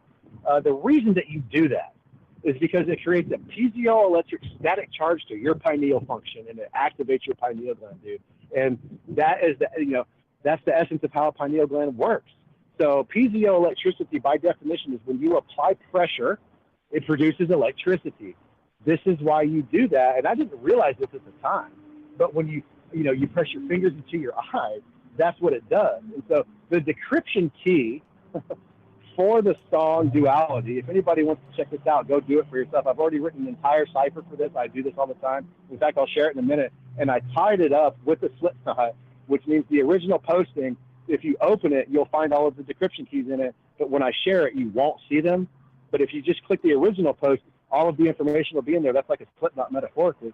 And it's all in there about the piezoelectricity and everything else. And it's in the song. It's talking about in the song. Right. And it talks about the function of the chair itself, just like the angry chair does from Alice in Chains. if we hear Angie Bishaga's testimony of how it can project, you can see different areas of your potential life path in the Montauk chair. It talks about that in the song Angry Chair. Stares at me, yeah, I'm afraid. If you read the lyrics to the song, man, I decrypted it too. It's already in there. But the decryption key, the master key for the song Duality from Slipknot, and this is fucking bona fide. I promise you we use the music. Okay? It's a cipher. Is a unit of measurement. You can say that it's inches, but it's, the pain doesn't stop and it works its way inside. God damn it. And, if the pain goes on, I'm not going to make it. This is talking about the kids that did not come back from fucking Montauk. If you're not functioning at that higher capacity in that orgasmic state, you're lost in time. That's how that chair functions, dude. That's how it works. And what's more is this is totally integrated into what they did is they reverse engineered a system that's at the temple of the inscription right down there in southern Mexico, right on the border of Guatemala. And this is the place that my dad was the guy that they consulted about the technological systems with a patent under his belt to prove it, okay, about how this works. And if you look at that pyramid, I'm going to send you these images next time we talk about this, because if you look at the way that pyramid is designed, dude, I'm telling you, it is, what they would do with this thing in the chair was they would, a prostate orgasm is what they would generate from the system that they integrated into it. And that's how the kids were no longer lost in fucking time anymore. And it's talking about that in the song Duality. Thank you very much. It's not a joke. Okay. Oh boy. You know what? I have not had. I've spoken to Max Spears prior to him dying. Okay, I've spoken. Yeah, I know Sarah Adams. All right, I've spoken to quite a few of these MK kids, and I'm going to tell you right now, I have never, ever heard anything remotely close to what you're talking about, other than one man. You've never seen somebody whose mom retired from the office of a guy who's the ambassador to Argentina now, appointed by the nominated by the current administration and confirmed by the Senate. And my dad's standing there next to a former director of Central Intelligence. Bro, I'm not. That's the level that I came into with this. I know you're not discrediting me. I'm just saying, that's where I came into this deal. Yeah, all I'm saying. God bless Max Spears. Bro, the shit that the kids went through is ridiculous. They're completely ridiculous. Yeah. But here's the thing. Let me ask you this. Because, again, let's get back to one topic for a second. And we're at the top of 2 hours and pushing 2 hours and 8 minutes. I want to ask you real quick. I'm happy to. We'll be back. I'm going to bring you back. We're going to talk some more about. We're going to one or two topics. Okay, this is a venting show. Us getting to know you. You getting to know the. I appreciate the opportunity. Yeah, let's go. I can abide by that, bro. Go to MK Ultra for a second, okay? Let's go back. Let's switch gears to that for a second, because these guys here are very well. They know about it because I talk about it. I've talked about with them. Going back to, let's say, what happened to Max Spears, okay? You talk about the lost kids. You talk about all of these things. There's one specific name, okay? And I won't even say his first name. I'm going to say his last name, and you'll probably know exactly who I'm talking about. Swerdlow, okay? Swerdlow. Yeah, I was going to mention Stewart earlier. Okay. Stewart and I don't want to talk about Stewart too much, man, because what were you going to say about Stewart? What I'm going to say is the dude went through a fucking turmoil of lifetime bullshit from fucking childhood to adulthood. And for him to have, this is what I want to know, okay? How? Because I've listened to Stewart's story over and over and over. I've heard him say it. He had to. You got some good information, He has had to redefine himself. In other words, find his own self. I mean, the mind. Whenever these kids go through what they've gone through in the scenario of the Montauk chair. Which a lot of people don't even fucking they don't believe or think that it's real. Okay? Why? Is because we can't find the Montauk chair. Project Montauk, MK Ultra. They really don't the Super Soldier program. Okay? A lot of people don't believe these things because the paperwork, the paper trail The realism and fundamental, I'm talking paper, right? Any kind of study, any kind of anything is fucking gone, bro. It's gone. That's not true. It's not true, though. It's not true. Like, we have a whole body of evidence. Let me tell you, the music is the substance of what it's about, and that's what it's for. And so, when you hear, and that's why we did it. And not only does it anchor down a timeline when you talk about these things, it has a manifested result, but it's a form of disclosure. People don't even think about lyrics when they're reading to them. We'll have to get into some other stuff. We can talk kind of off the air, and I'll bring you in to speed about this. But you're right. I mean, I understand your point.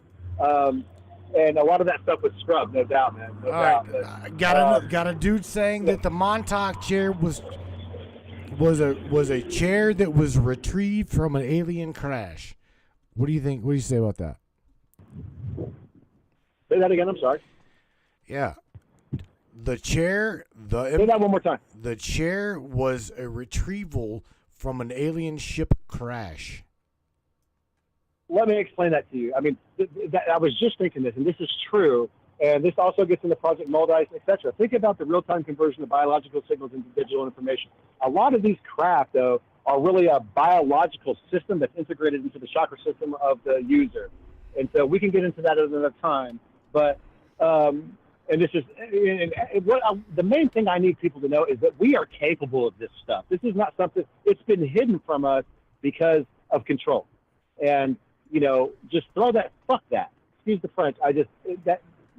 No, it's just not right. But we need to be empowered from what we've seen with this. But there are systems that are very much like a Montauk-related device that allow us to, because when let's look at something. When we look at, we don't even really know what space is, but space, we do know what it is, but it's in the public mind. I mean, in the collective, it's ill-defined and misconstrued, is what I mean to say. And it's a dimensional context with these things, and that needs to be realized, and that applies to the macro as well as it does the micro scale of things. And to transcend these hermetic axioms is really important, because that's the final teaching of Thoth, which, by the way, we found Thoth. We can show you Thoth in the ground. It's the Ibis build Thoth, Atlantean god. These guys were giants. This is not a joke, man. I can show you what Thoth really looks like on the earth right now.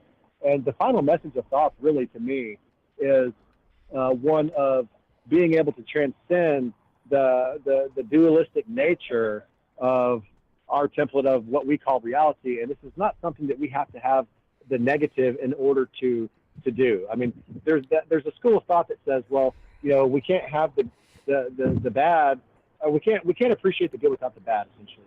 And this is trash. I mean, once we go through it enough to have a substantiated basis within our heart, within our souls, within our sense of individuality that we call a soul, that is, that will resurrect. I got eternal. A statement here, and it says from Christopher Peoples, and then we'll go here over to Vic. Christopher Peoples says, the more people who believe in a story that you create, the stronger that story becomes, shaping its path into physicality or reality. Yeah, I mean, a collective manifestation is what we experience. No, that's true. Totally true. But that doesn't mean that, there's a fine line there. There's a real fine line there that becomes kind of jaded with arrogance if we think that, there's not forces greater than ourselves. And if we don't humble ourselves to understanding that we facilitate these energies, and, we do that through an understanding and an opening of our heart that's the purest that it can be for that highest manifestation, then we're what are we doing? Right. I don't know what you would call it, but to me, it's not what I want to do. But what I was trying to get at was with this thought thing is there's no ascension in duality. You don't. The balance is the antithesis. I mean, you have to reach a balanced state before you can ascend, but you don't remain in that balanced state. You continue to move up higher, and it becomes more of like a unified field. It becomes obsolete. You don't need this dualistic nature anymore, and that's where we're headed with this. That's what it is. And so that these teachings of this worshiping duality is the antithesis of ascension. Well, where I think that we are Many of us are stuck in it. We're definitely stuck in it. That's a good stopping point for me, man. I mean, I really appreciate you letting me vent. In fact, there's a great song called Vent out there. I'm going to share that. All right. I love it. Well, But the music, I can't stress to you guys enough how the music is written cryptologically and how this can be deciphered unequivocally to bring a transcribed message that is completely relevant to. Well, I've got a great one about the Baltimore Bridge that just happened the other day. I try to share it with people, and it's completely lost on them. I think that we should pick up there. I think at some point we need to build a bridge between the groups of people that have talked about MK Ultra, the Montauk, and all this other, and show the stuff that hasn't been decompartmentalized, because the music is such a foundational essence of this, and it gets back into that sound, the creative energy behind it, and what it all means, man. You'll be go listen to In Utero. You'll be proud of me. Look at the album cover of fucking Nevermind. And I say that because we've done a show here, a broadcast that and in fact that broadcast got deleted. Facebook deleted. I think I went over the looking at the videos, looking through the videos at all of the subliminal MK Ultra, Project Monarch, Looking Glass, all of the they've hide this shit in music. You're right. You're absolutely right, dude. Here's the problem, dude. Like, the let's take Donald Marshall, okay? Like, listen, they also wanted to take away the powerful, these Illuminati fucks, and the people that want to control you, the people that know, they think that they have a right to this information. They think that you're too stupid. The people could never figure this out. We're never going to teach it to them because they won't understand. People won't ever understand if they're not taught this stuff. Okay, I was born into this. Right. You know what I'm saying? All my family are Freemasons. All my people are involved in intelligence defense, and there's a lot of good people within those circles.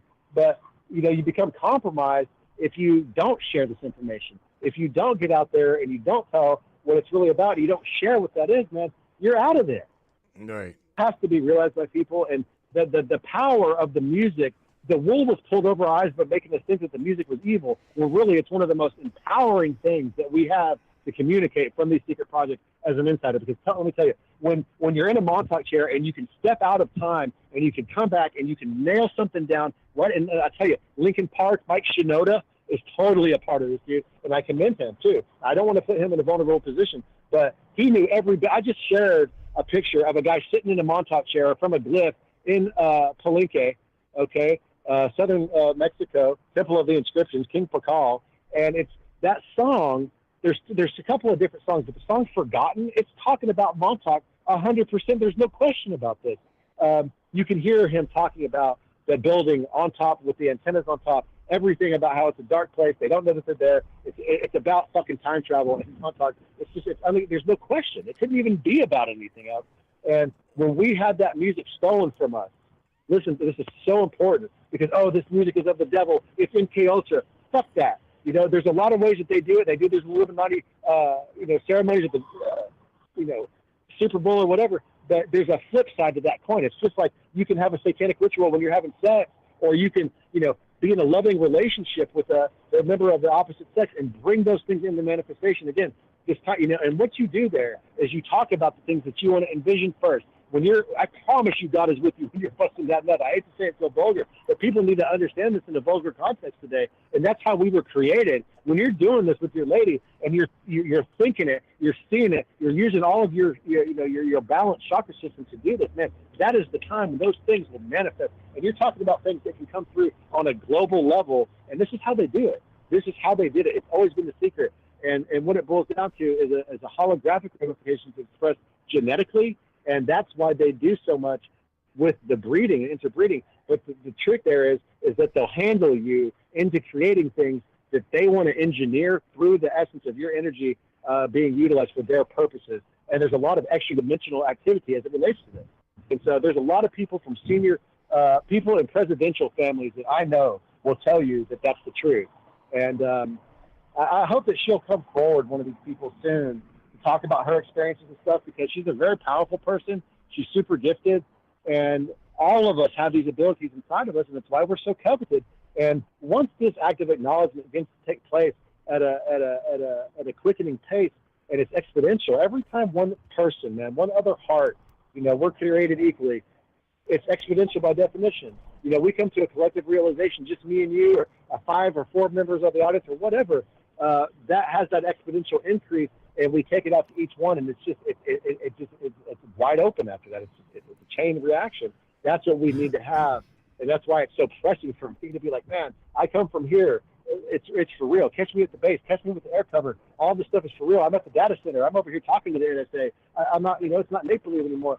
And, that's why I really needed to vent tonight. I really appreciate the opportunity to do that, Matt. Man, I'm sitting on top of an access point for a base that I've been at for many years right now, looking at it. There's been a lot of activity here, and perhaps we can get into this, but when we do that next show, let's try to, do what we were talking about before. And I know that it was the holiday weekend, and we really wanted to get the show done. And I think you're a great host. I appreciate your audience, and thanks so much. But we owe it to ourselves and to the audience, man. And it's me that I'm talking about here, is to really nail these things down, get the bullet points, get the visuals in there for the audience, and take it slow. And I promise you I can do that next time, man. You're all right, bro. On this stuff, and Sonny, you're all right. I haven't even started yet, dude. I haven't even started yet, bro. I just, there's so much more. Listen, it's stuff that we all need to share. And so, these guys have got your.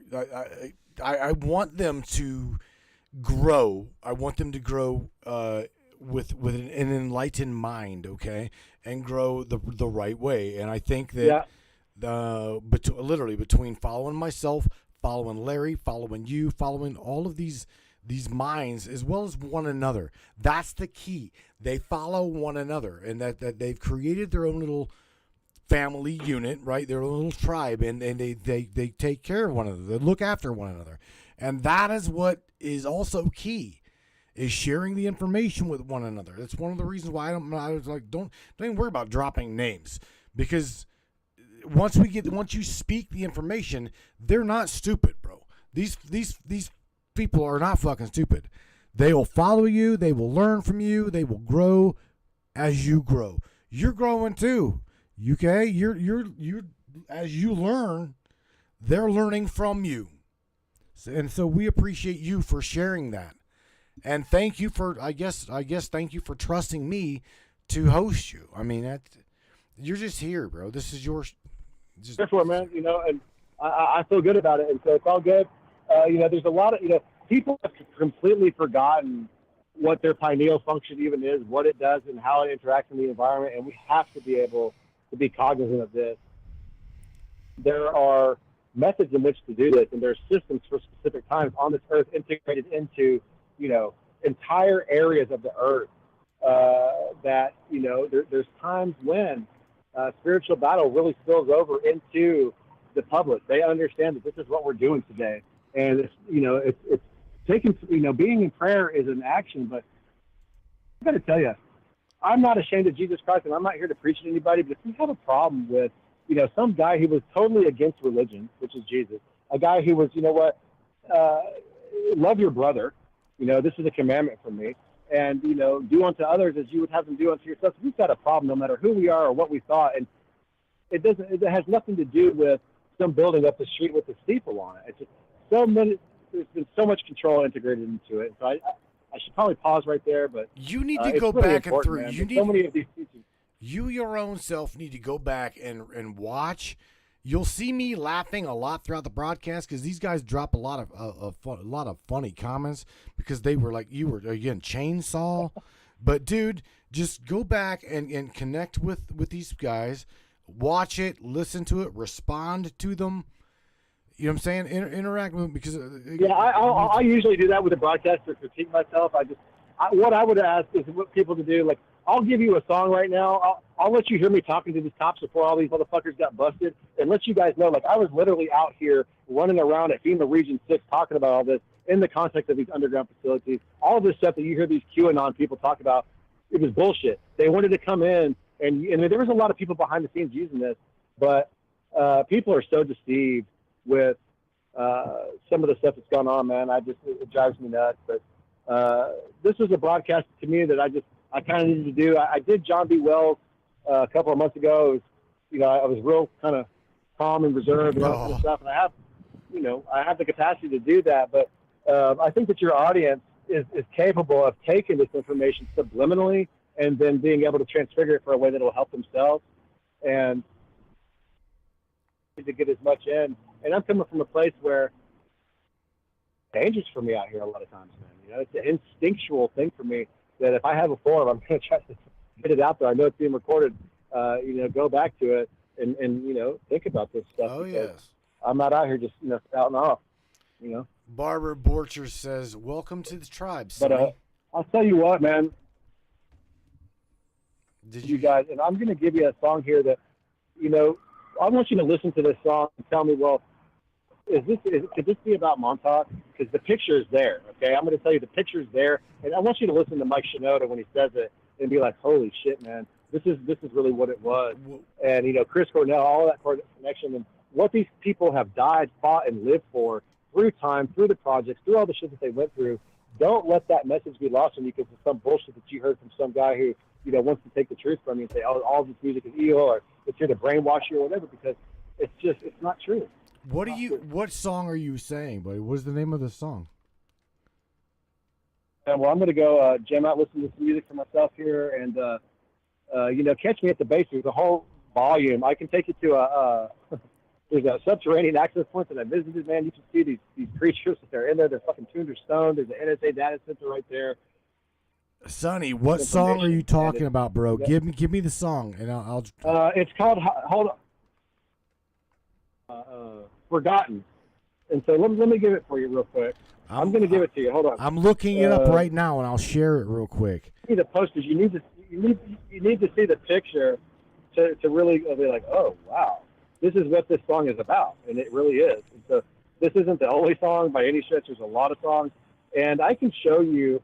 I'll share some stuff with you. This comes under Project Rainbow, and that was kind of the granddaddy of all of the different quantum access related projects and something that I've been involved with. Is this by Linkin Park?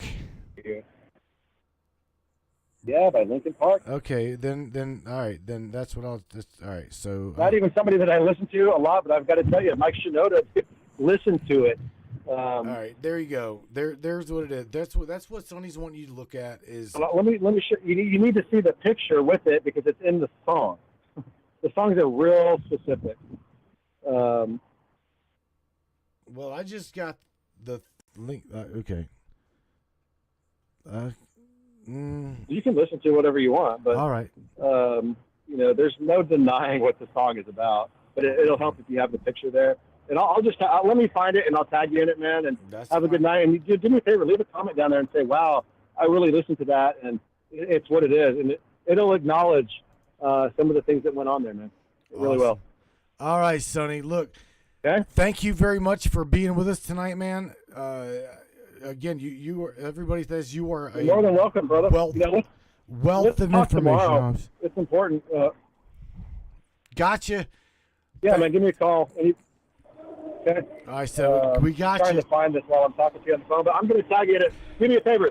Before you go to sleep tonight, man, leave me a comment and say, hey, man, you're full of shit, or holy shit, man, that song really is about that. All right. I will definitely listen to it. And all right, brother. Take care, buddy. See you. Be safe. Man. Be safe, Sonny. Yeah. All right. All right, brother. Bye. Adios. Oh, my God, ladies and gentlemen. Holy smokes. What the hell did I just... Wow. I'm going to tell you right now, yo. Hello. Oh, my God. Decompartmentalization. How about brain overload? Oh, my God. You thought, like, listening to me and Larry and just Larry and whatever. This dude got, like somebody said, 8 hours. I think it was Lee said 8 hours worth of content smashed into 2 hours and 30 minutes. Holy shit.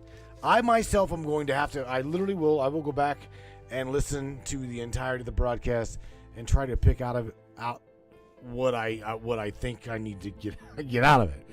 Because it's the depth of the information was definitely deep.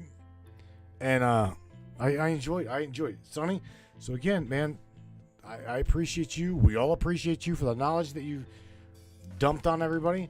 Shout out to all of you. Again, I will not stop saying to anybody and everybody, shout out to all of you ABCs that are involved, the compartmentalization. I know that you already know that you know you're in the midst of this warfare, and you are in the middle of the rotten apple, per se, right?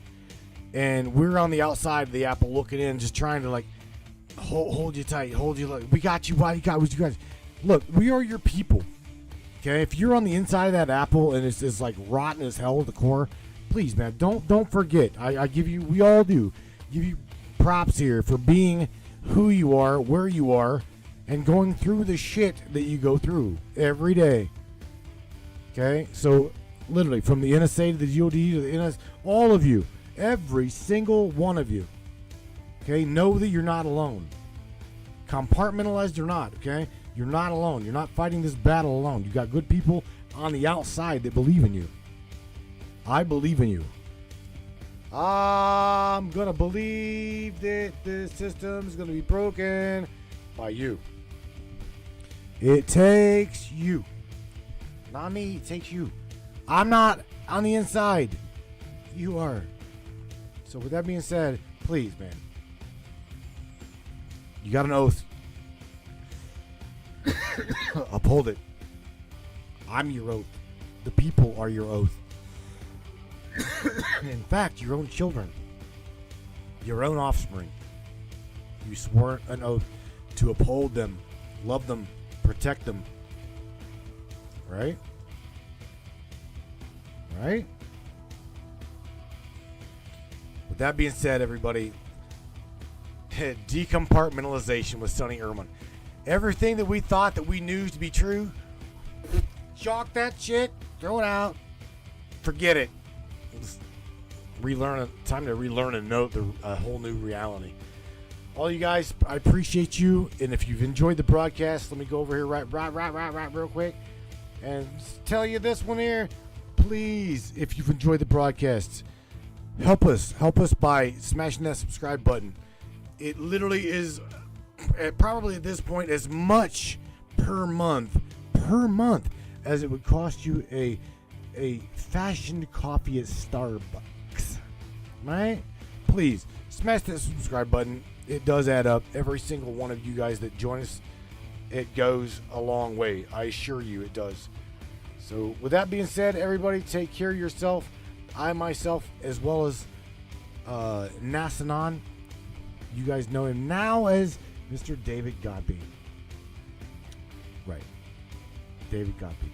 Come clean. He's like, y'all know who I am now. I'm coming clean. It's like, yeah. RX NASA contractor. We'll be here on Wednesday night. 10 o'clock Eastern Standard Time, 9 o'clock Central, 7 o'clock West Coast hate time. I love you guys. Take care of yourselves. Take care of one another. Until then, peace out. Crank this shit show up, bro. We're in the Matrix. We're out of here. Good night, everybody. Ciao. Boom. Yeah. Let's do this. One of the fastest growing talk shows on the internet. Radio show. Welcome aboard the Matrix Minds. One of the most controversial conspiratorial shows on the web, the Matrix Minds. And that's right. Buckle up, everybody. Let's go. Paranormal, huh? Conspiracy, huh? Ufology, hidden Egyptology, and anything and everything we can get our hands on. Let's go. Welcome aboard.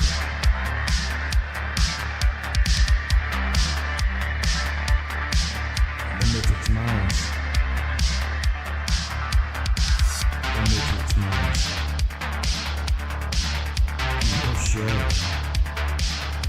Take the blues millions. The story story ends, you wake up in your bed and believe whatever you want. You take the red pill, you stay in Wonderland, and I show you how deep the rabbit hole goes. All I'm offering is the truth. Stay in Wonderland. All I'm offering is the truth. Stay in Wonderland.